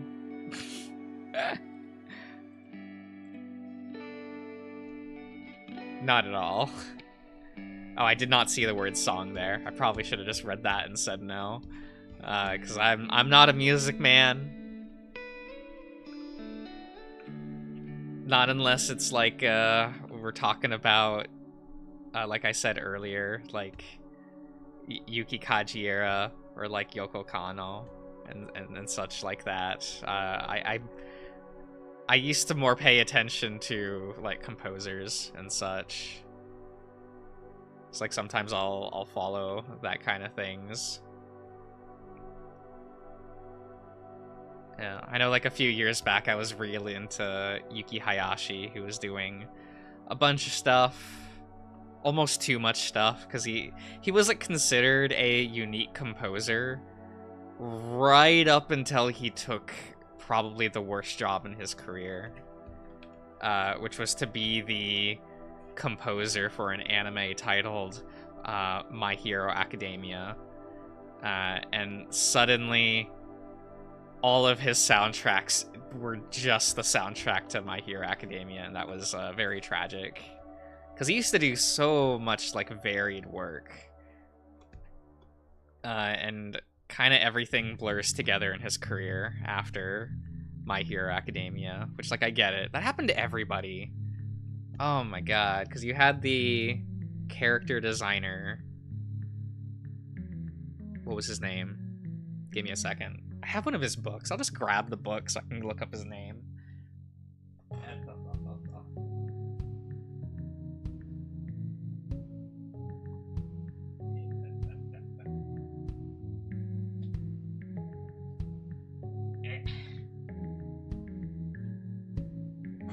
Let's see here. Yoshihiko Umakoshi. He's the character designer and animation director for My Hero Academia. And he used to be known for how varied his work was, basically until My Hero, and then like everything in his career blended together after that, which feels like the story of everyone that worked on that anime. Very tragic. I hope once they finish up that anime, their careers will like flourish again after that. Because like he was my favorite character designer in the industry for years. Yeah, Umakoshi, because he was doing like, yes, his original artwork could look very effeminate, but it would also have this bold styling to it that I've always loved. Like, you can almost always recognize him for his line work. Back in the day, of course, before My Hero Academia, because he was like most known for the art design and both the character and art design for... Not art design, sorry, I'm mixing things up. Like character design work for like Kashurin Sin and Heart Catch Precure or Doremi. A very, like, all cult classics, of course. He also did... Oh, was he the art director or the character designer for Mushishi? I can't quite remember. But that was... that looked very different, but still very skillfully made. Like, oh, one of my favorite artists. Like, even post his work on My Hero Academia, like, he's still a very skilled person.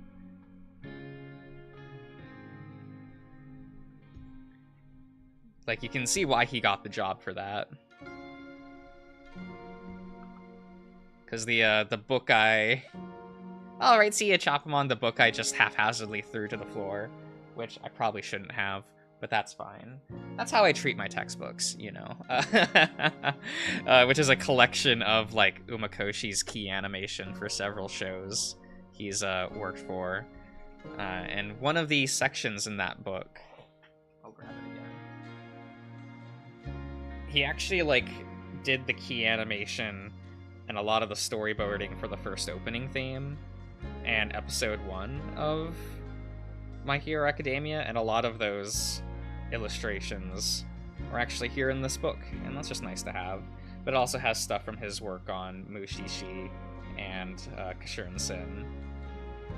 I mainly got this book because of the work on Kashurin Sin, because that was, like, fairly... not early in his career, but I feel like this was, like, one of the more defining works he has ever done.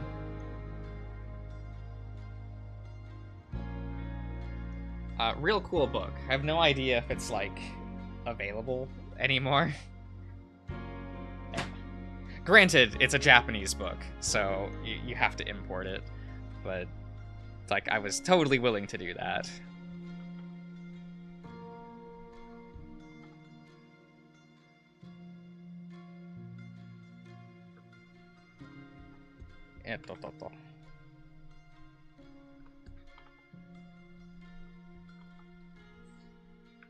Let's see here. Work on his tail. Oh.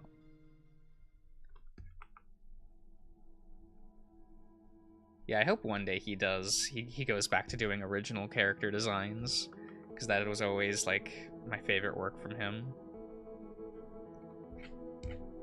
But I guess that's what happens when you get stuck on a decade-long Shonen Jump adaptation.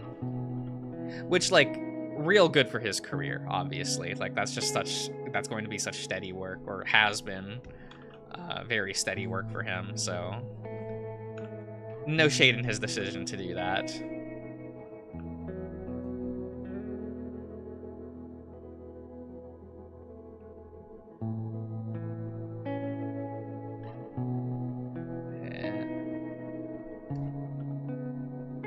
I gotta do what's best for your career.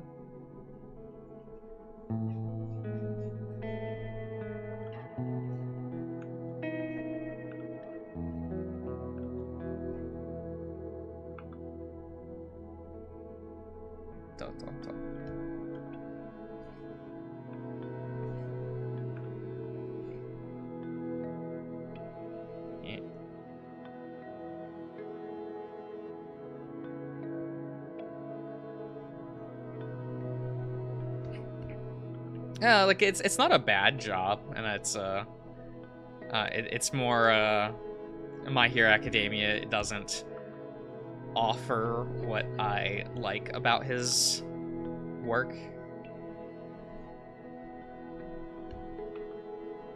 Like, the work that he does on My Hero Academia is absolutely incredible. Like, I had watched that show for years, basically just for the promise of seeing more key animation from that man.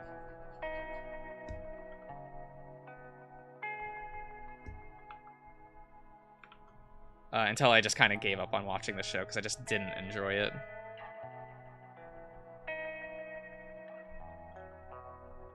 Okay.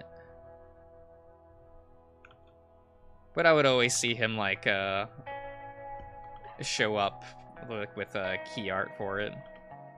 Obviously, with him being the character designer, he's the one that has to do a lot of the promotional key art.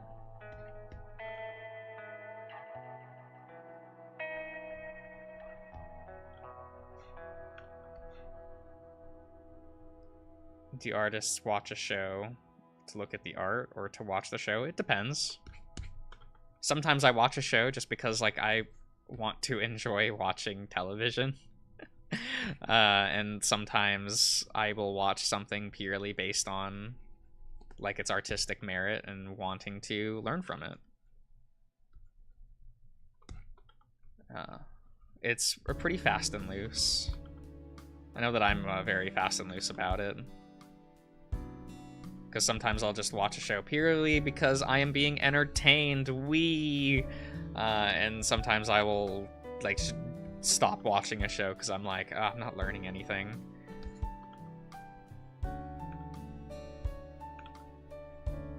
I actually know several... a lot of my classmates that went into animation post-college, they all stopped watching animated stuff. Like, or nearly all of them did. Just because it's like, they have to do that for work every day. It's like, they're animating every day, and they don't want to, like, in their downtime, watch an animated movie, because the entire time they're going to be thinking about it from a production standpoint, and that's not going to be fun anymore.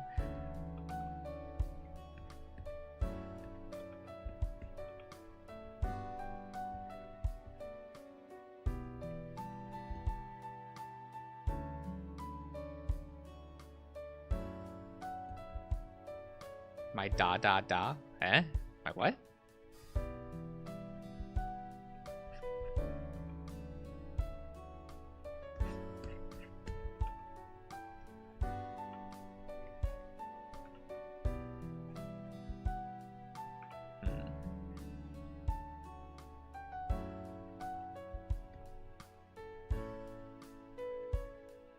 Well, do it like that.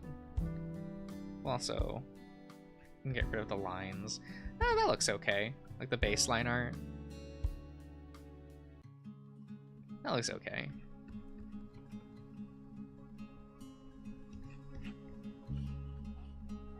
I feel like I made him look too distinguished.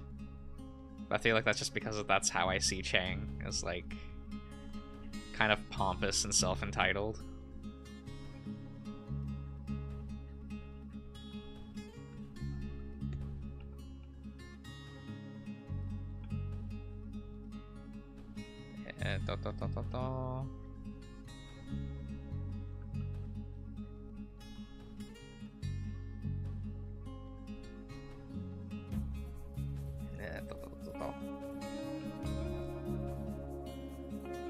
What, my head though? I grew up with Asian media and spent part of my childhood in Asia, and like eto is basically the Japanese equivalent of so it is just word filler.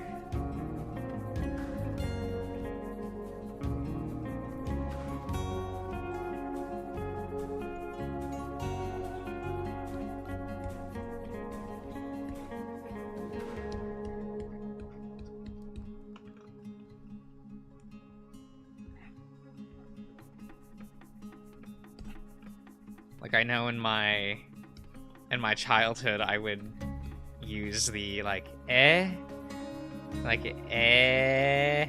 of thing.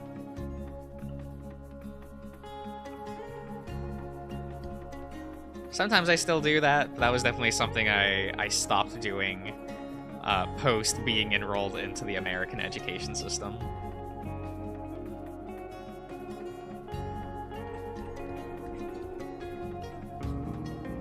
I definitely like stopped doing a lot of like those kind of verbiage in public school.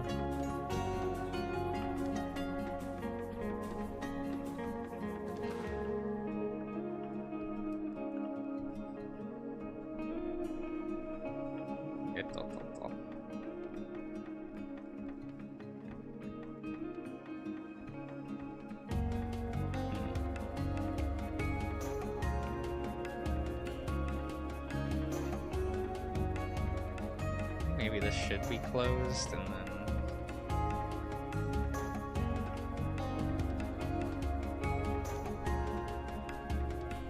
How will this be built?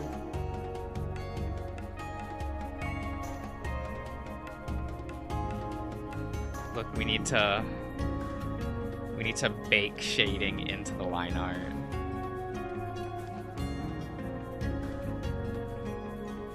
That way I don't have to actually shade anything.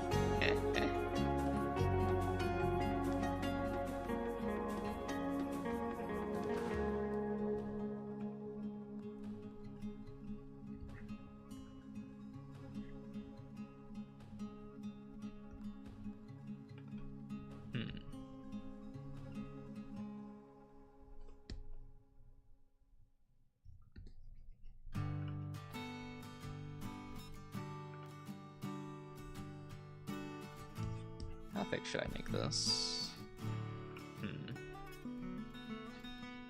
Okay. We'll do it that way.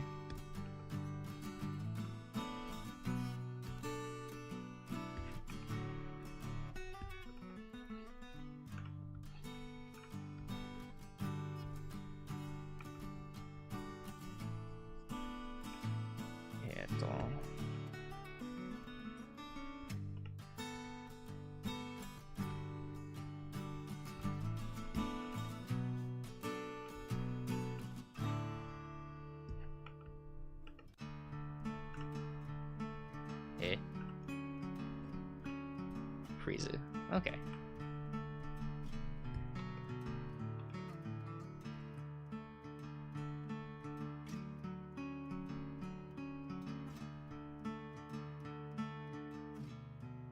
Tell me, what is the secret to hands and eyes, mostly hands? There isn't one.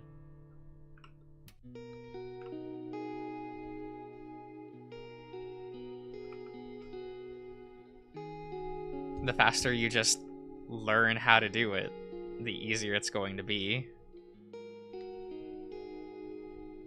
Like, there's no trick you can do to solve pretty much anything in art. You just have to learn how to convey it, right? Like, a lot of art is learning communication. So it is like, how are you going to communicate a hand to someone? where are you going to place the lines to do so, and what are you trying to communicate with said hand. And you have to ask like those kind of questions every step of your drawing, of like, because you aren't typically going to draw hands the same way twice. You're going to need like your hand or any feature on a body that you're drawing to communicate something. So like, whether that just be a person naturally standing there or not. If someone is like upset and angry, their hand is going to look a certain way, and you can design and illustrate a hand to convey those things, either relaxed, anger, and the like, and you just have to keep all of that in mind when you're illustrating.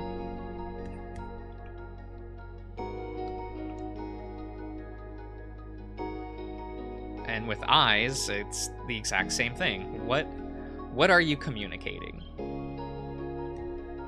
Right? Like here, we'll use Chang here as an example, where like Chang is condescending, he's a know-it-all, but he does so all while talking in a very,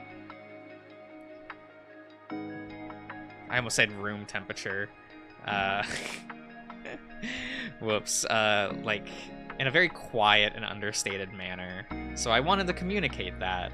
So I gave him, like, a very slight smile and eyes that don't quite look like he's being smug, doesn't quite look like he's being tired, but kind of like an in-between stage of, like, he's a little cocky, but he's not, like, actively portraying it. Like, he could just look like he's just sitting there having a good time, but he also could be being coy with you. And that's kind of what I wanted to convey, is like you're in a casual conversation with him.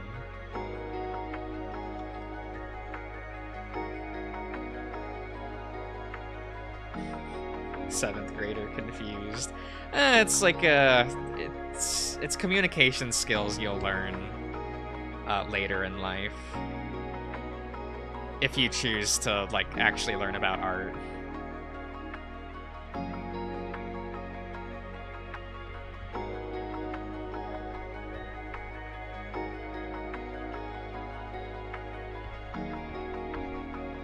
Which I always tell people isn't for everyone.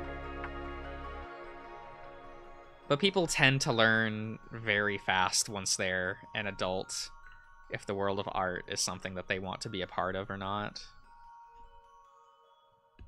Even the community college I went to, like, a lot of people would drop out of the art program, like, pretty early. They'd just be, like, one semester into it and be like, nope, that's not for me. I just wanted to learn, or, like, they'll take, like, the beginner courses and be like, oh, that's cool, and not press further.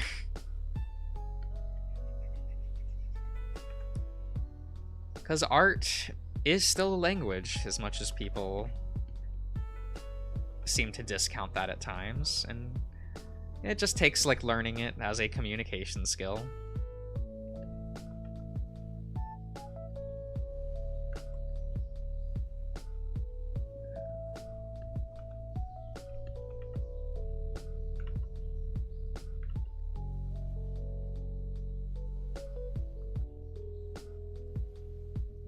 Okay.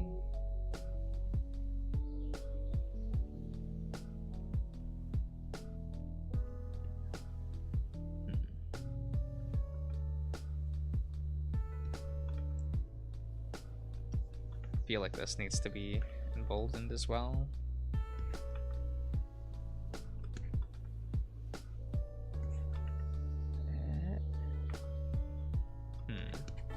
Star Wars reference? No? I don't even like Star Wars.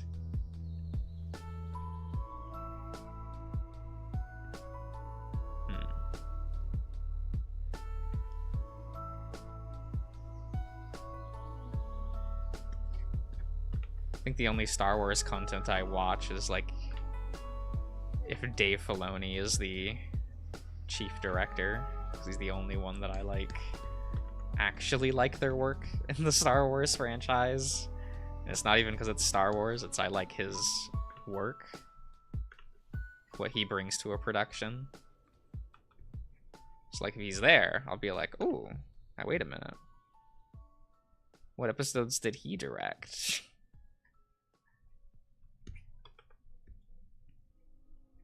Because I know when The Mandalorian came out, that's all I checked. Was like, which episodes were directed by Dave Filoni.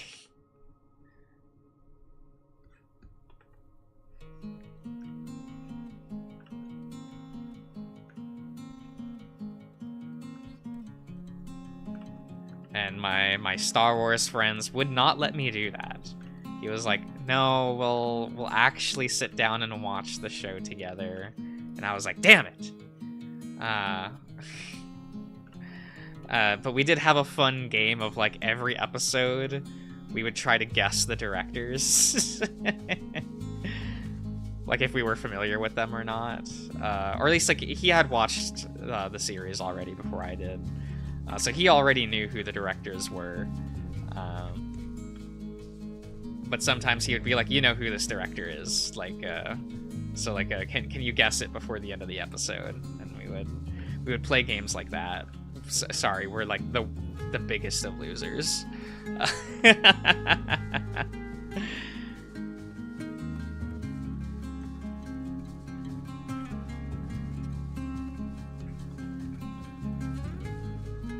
And every single episode directed by Dave Filoni, I guessed it before the episode ended.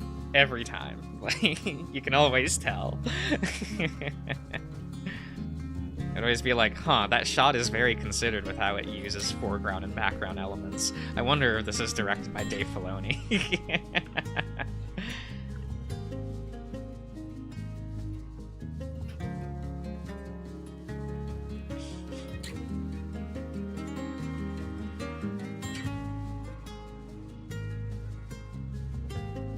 The directors? Well, you know, like every episode of a television show, every production is always going to have a director attached to it, and it's usually going to be their vision for a production.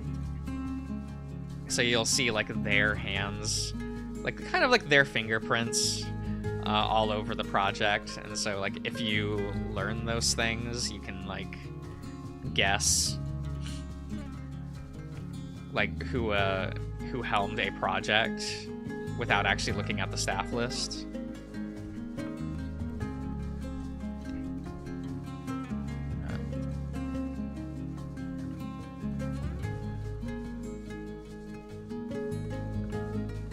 So some of my more art nerdy friends will play like guessing games on like who directed stuff. You know, see who is smarter than who in the friend group. Yeah. Sadly, I don't really hang out with those friends anymore. Post-college, kind of. A lot of those friends ended up moving away. Lost contact with a bunch of them. But we do be... Those were fun times. I do kind of cherish those memories. Like, yeah, it's really nerdy. Like, no one's gonna care about that kind of stuff. Yeah. But it was, like, little obsessions that we all cared about as art students.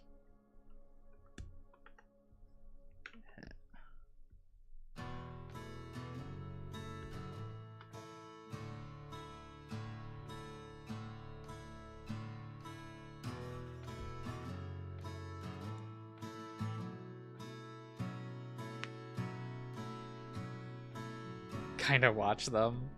I don't know, even when I was in high school, I started learning how to memorize directors and stuff. Not in middle school, though. I think it was in high school that I really learned to appreciate that kind of work. and thus wanted to learn it so that I could appreciate it more. It was kind of one of those things where when I was in elementary and middle school, I knew that I liked art, and I knew that I wanted to learn more about it, but didn't really know what to learn, or like even what to look up for it. And like by the time I got into high school, you learn how to research things in high school. That's a like thing that your English and history classes will usually attempt to teach students. And so I applied that to like art and went like, well, I want to study these, like, and did that and learned how to get into and study that kind of stuff then, because I'm a loser.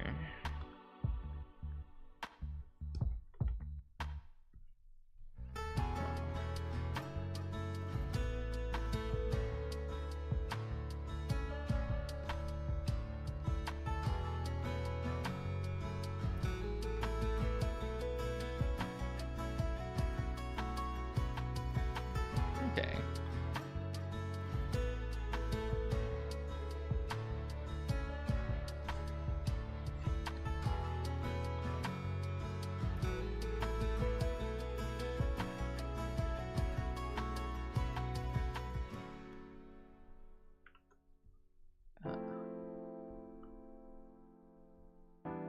Yeah, that's something that you have to decide on pretty early in life, is like whether or not you want to just like actually pursue art, like learning it, or if it's just going to be a cute hobby. Because I definitely fucked up and I waited too long to decide whether or not I wanted to get into art or not.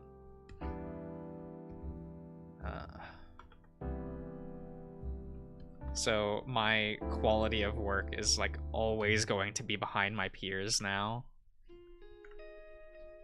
And even like people younger than me. I like just decided way too late that I wanted to like learn how to draw. Which like feels a little bad, man. Because I just do not have the muscle memory. Or the skill for it.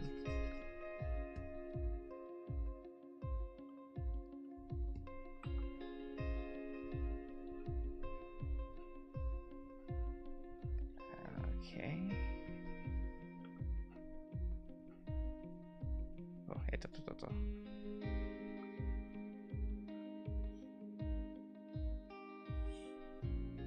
let's see here.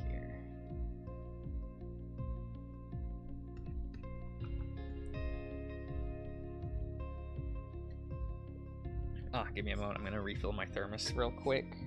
I have the bottle like next to me, so I can just fill it up here. I'm spilling shit.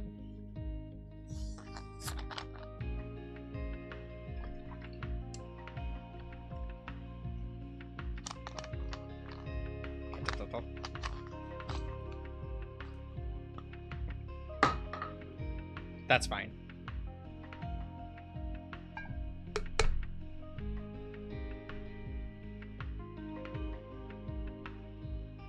I didn't expect it to bounce like that, but that's fine.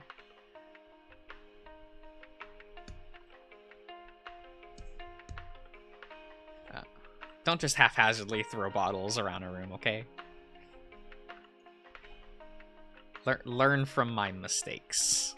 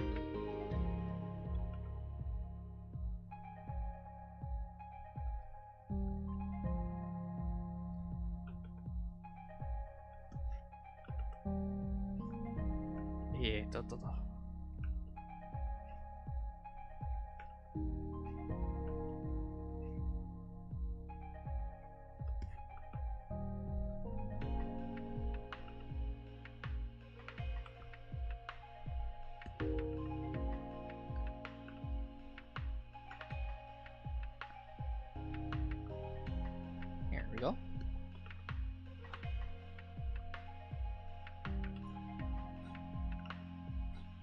I think that looks a lot better.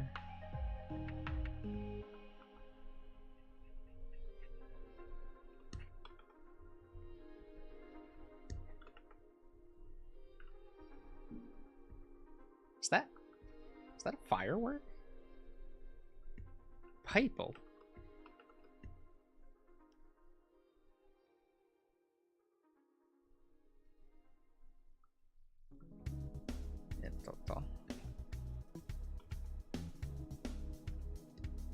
You know, YouTubers come and go.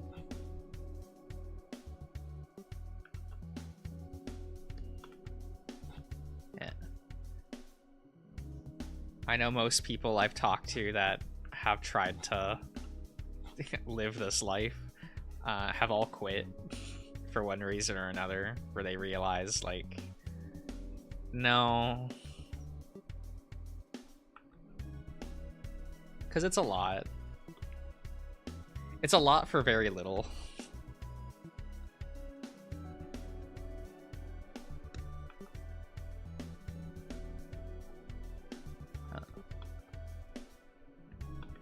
So I never second guess a person's, like, decision to leave or just to not do as much anymore.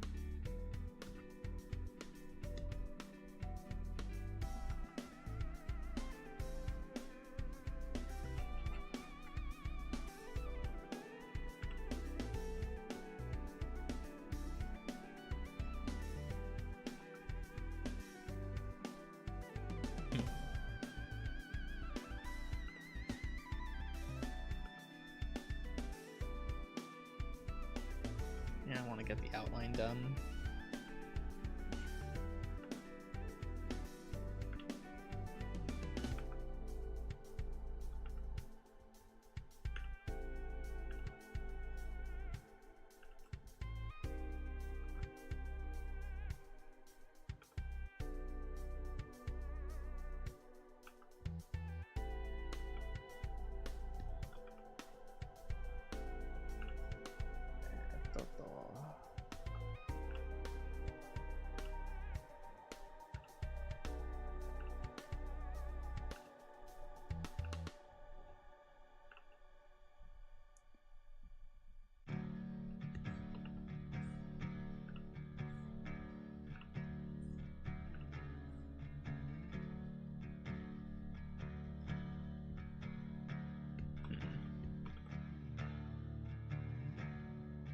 Have you ever pulled an all-nighter?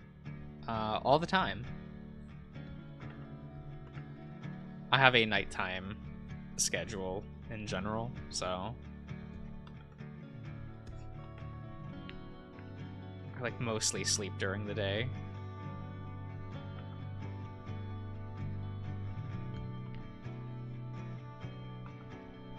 And during during college, I hardly slept. Kind of an annoying thing where college expects you to basically not sleep.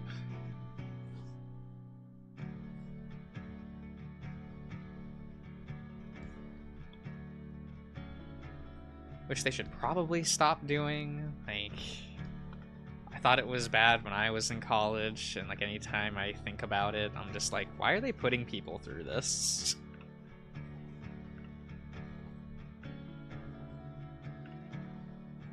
Like, it actively impacts the health of a person in a very negative way.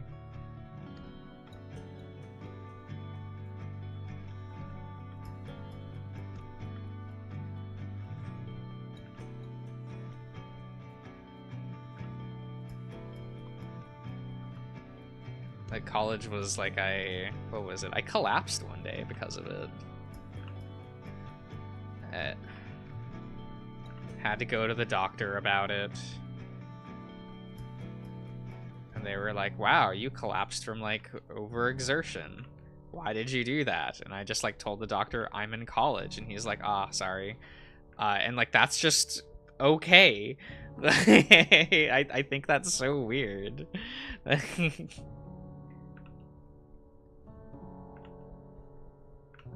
remember because I missed the class because of it. And even the teacher was just like, ah, don't do that. But also you still have to like come to class and stuff and do your work. And I'm like, okay. Okay.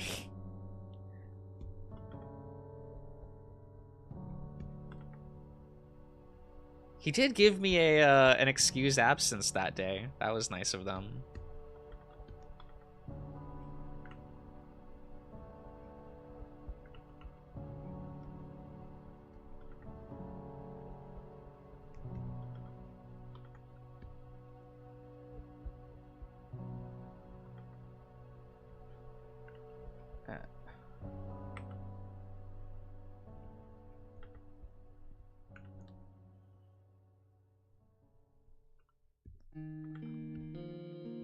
The school isn't considered unpaid labor.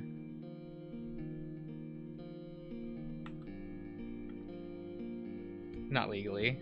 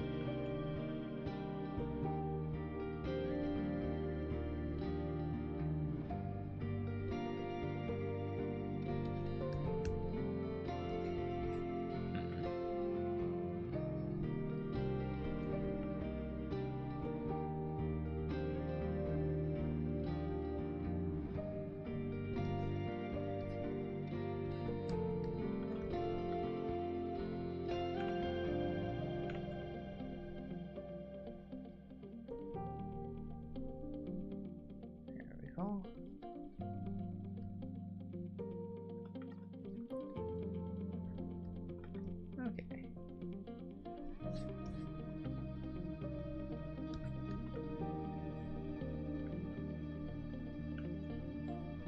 Good.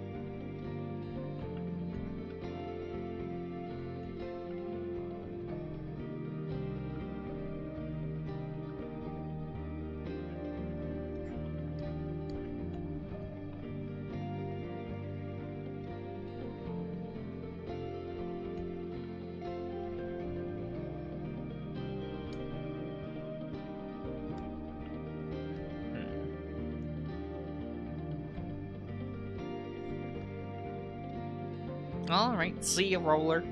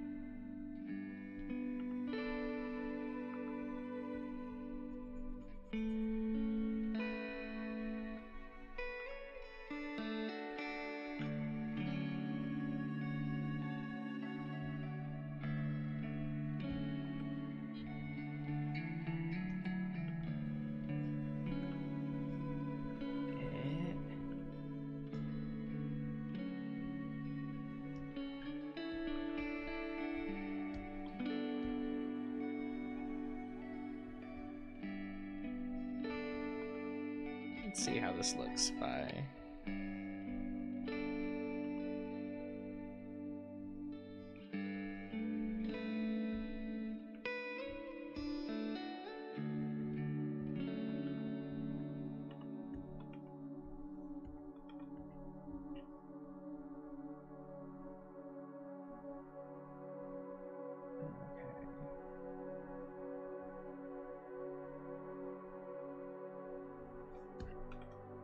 pipe.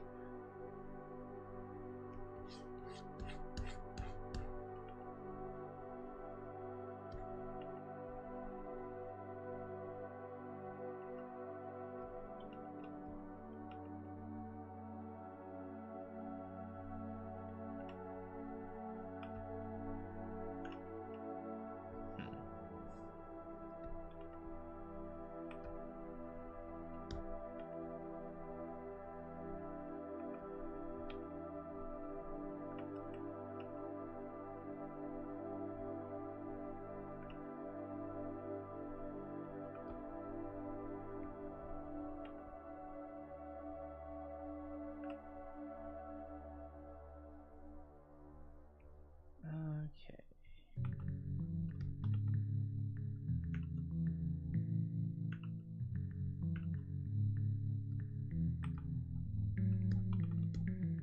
Hello, Fade.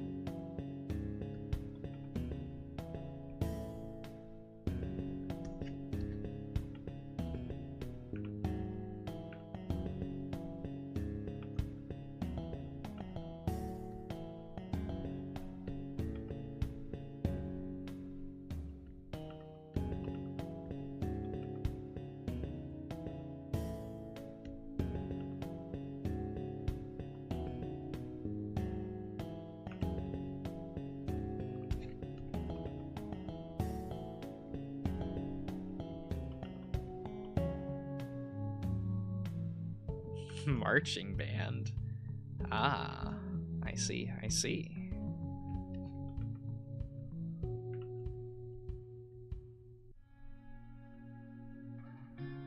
I mean, that is one's choice, usually. I don't think I ever complained about band rehearsal, just because I'm like, oh no, I made the choice to be in concert band. Could have said no.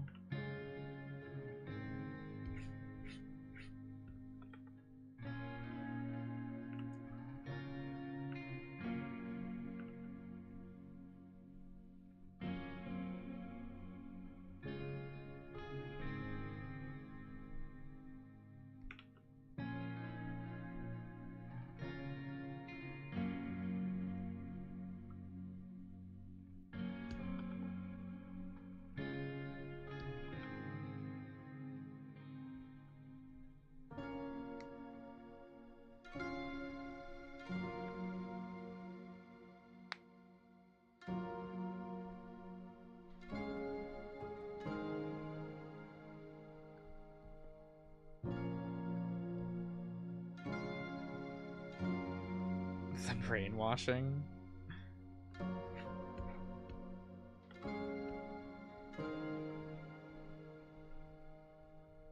No, that's just how bands like feel.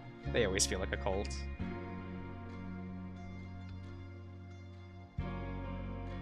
Most extracurricular activities do.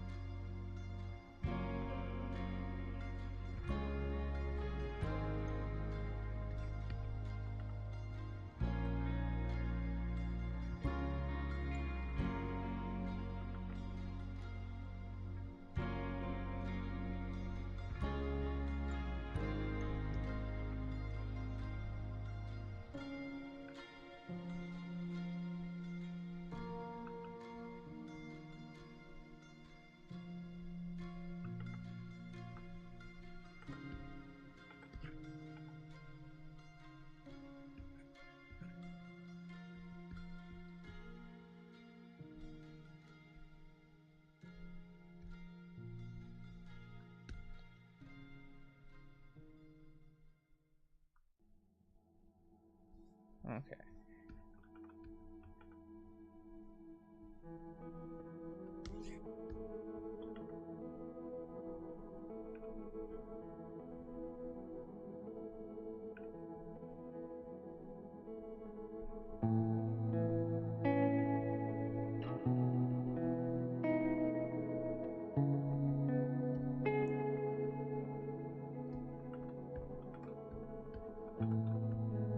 Oh, hello, Zeus.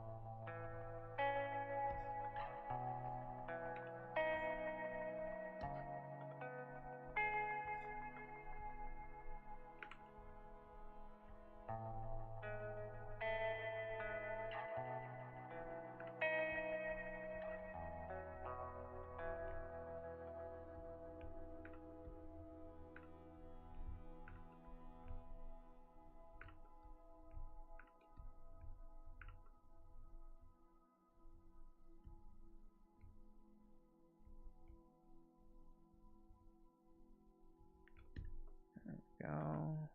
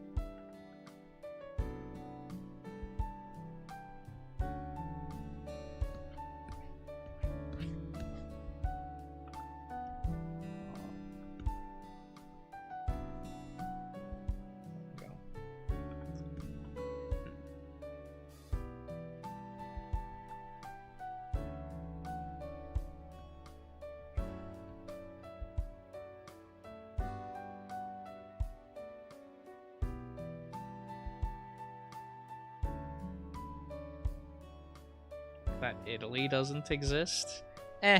It's just Italy.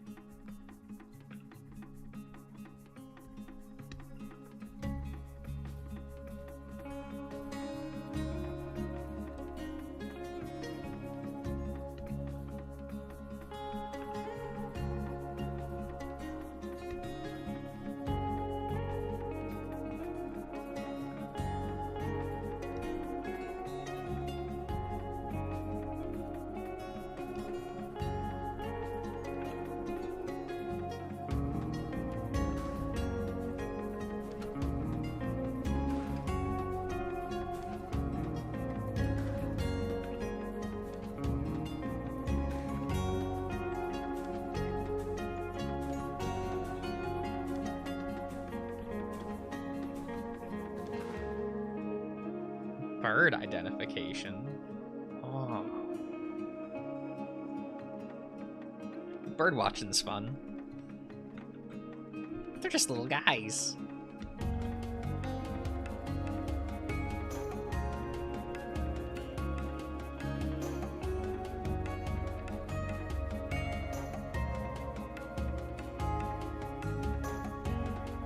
Alright, see you around, Fade.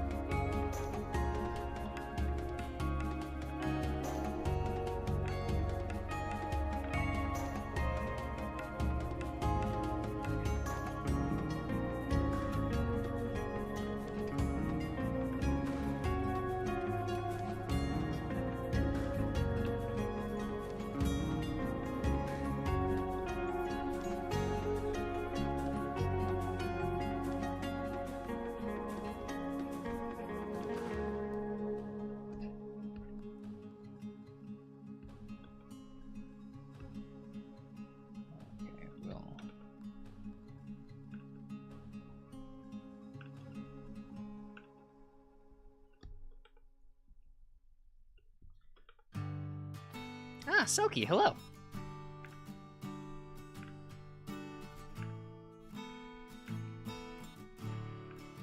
Yeah.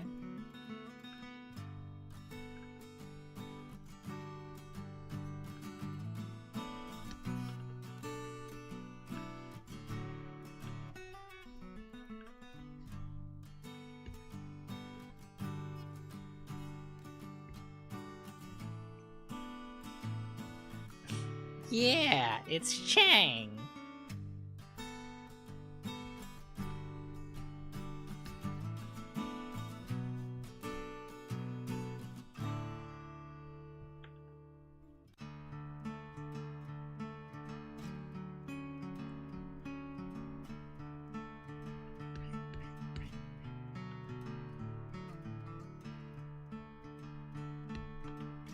You know, Smoke Room won the poll for what I'll draw next, and I just decided I was gonna draw Chang.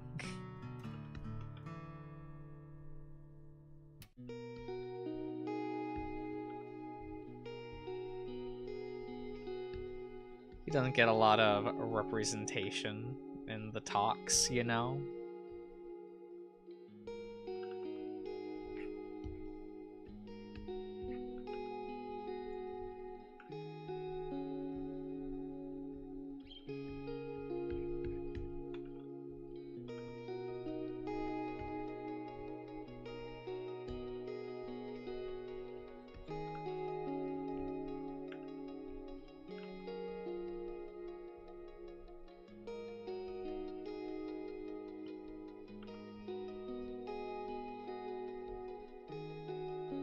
There we go. Yeah, what do you guys think? Here, I'll try to center it a bit.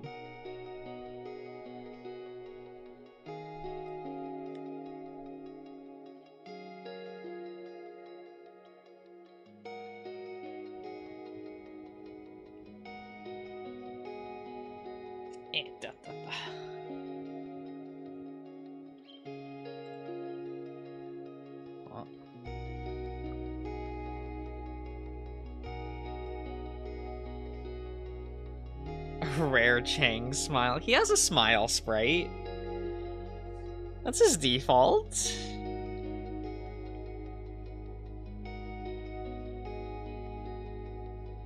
It's just kind of a small smile in the sprite. It's like how I smile.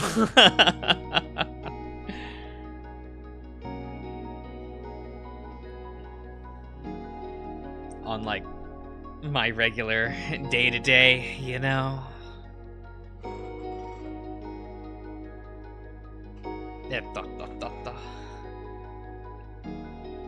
He always feels so sulky. He's just Asian.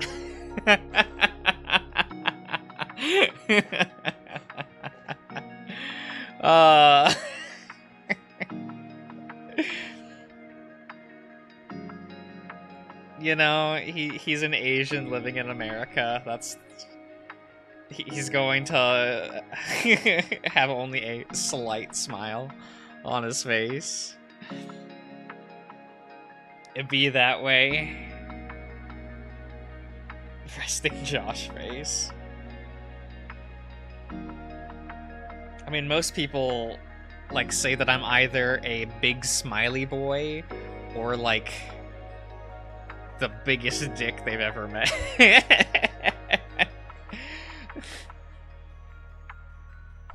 There is no in-between. Which, like, yes. Yes. Very good, very good.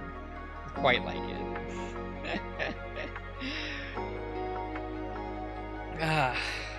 But alright, everyone. It's been 3 hours. I'll finish this up. So I hope you all enjoy the drawing. And if you want me to draw anything specific, of course, like for next time, you can always just put it in the comments. No worries. I read those. I do, I promise. But yeah, I hope you've enjoyed, and I'll see you guys around.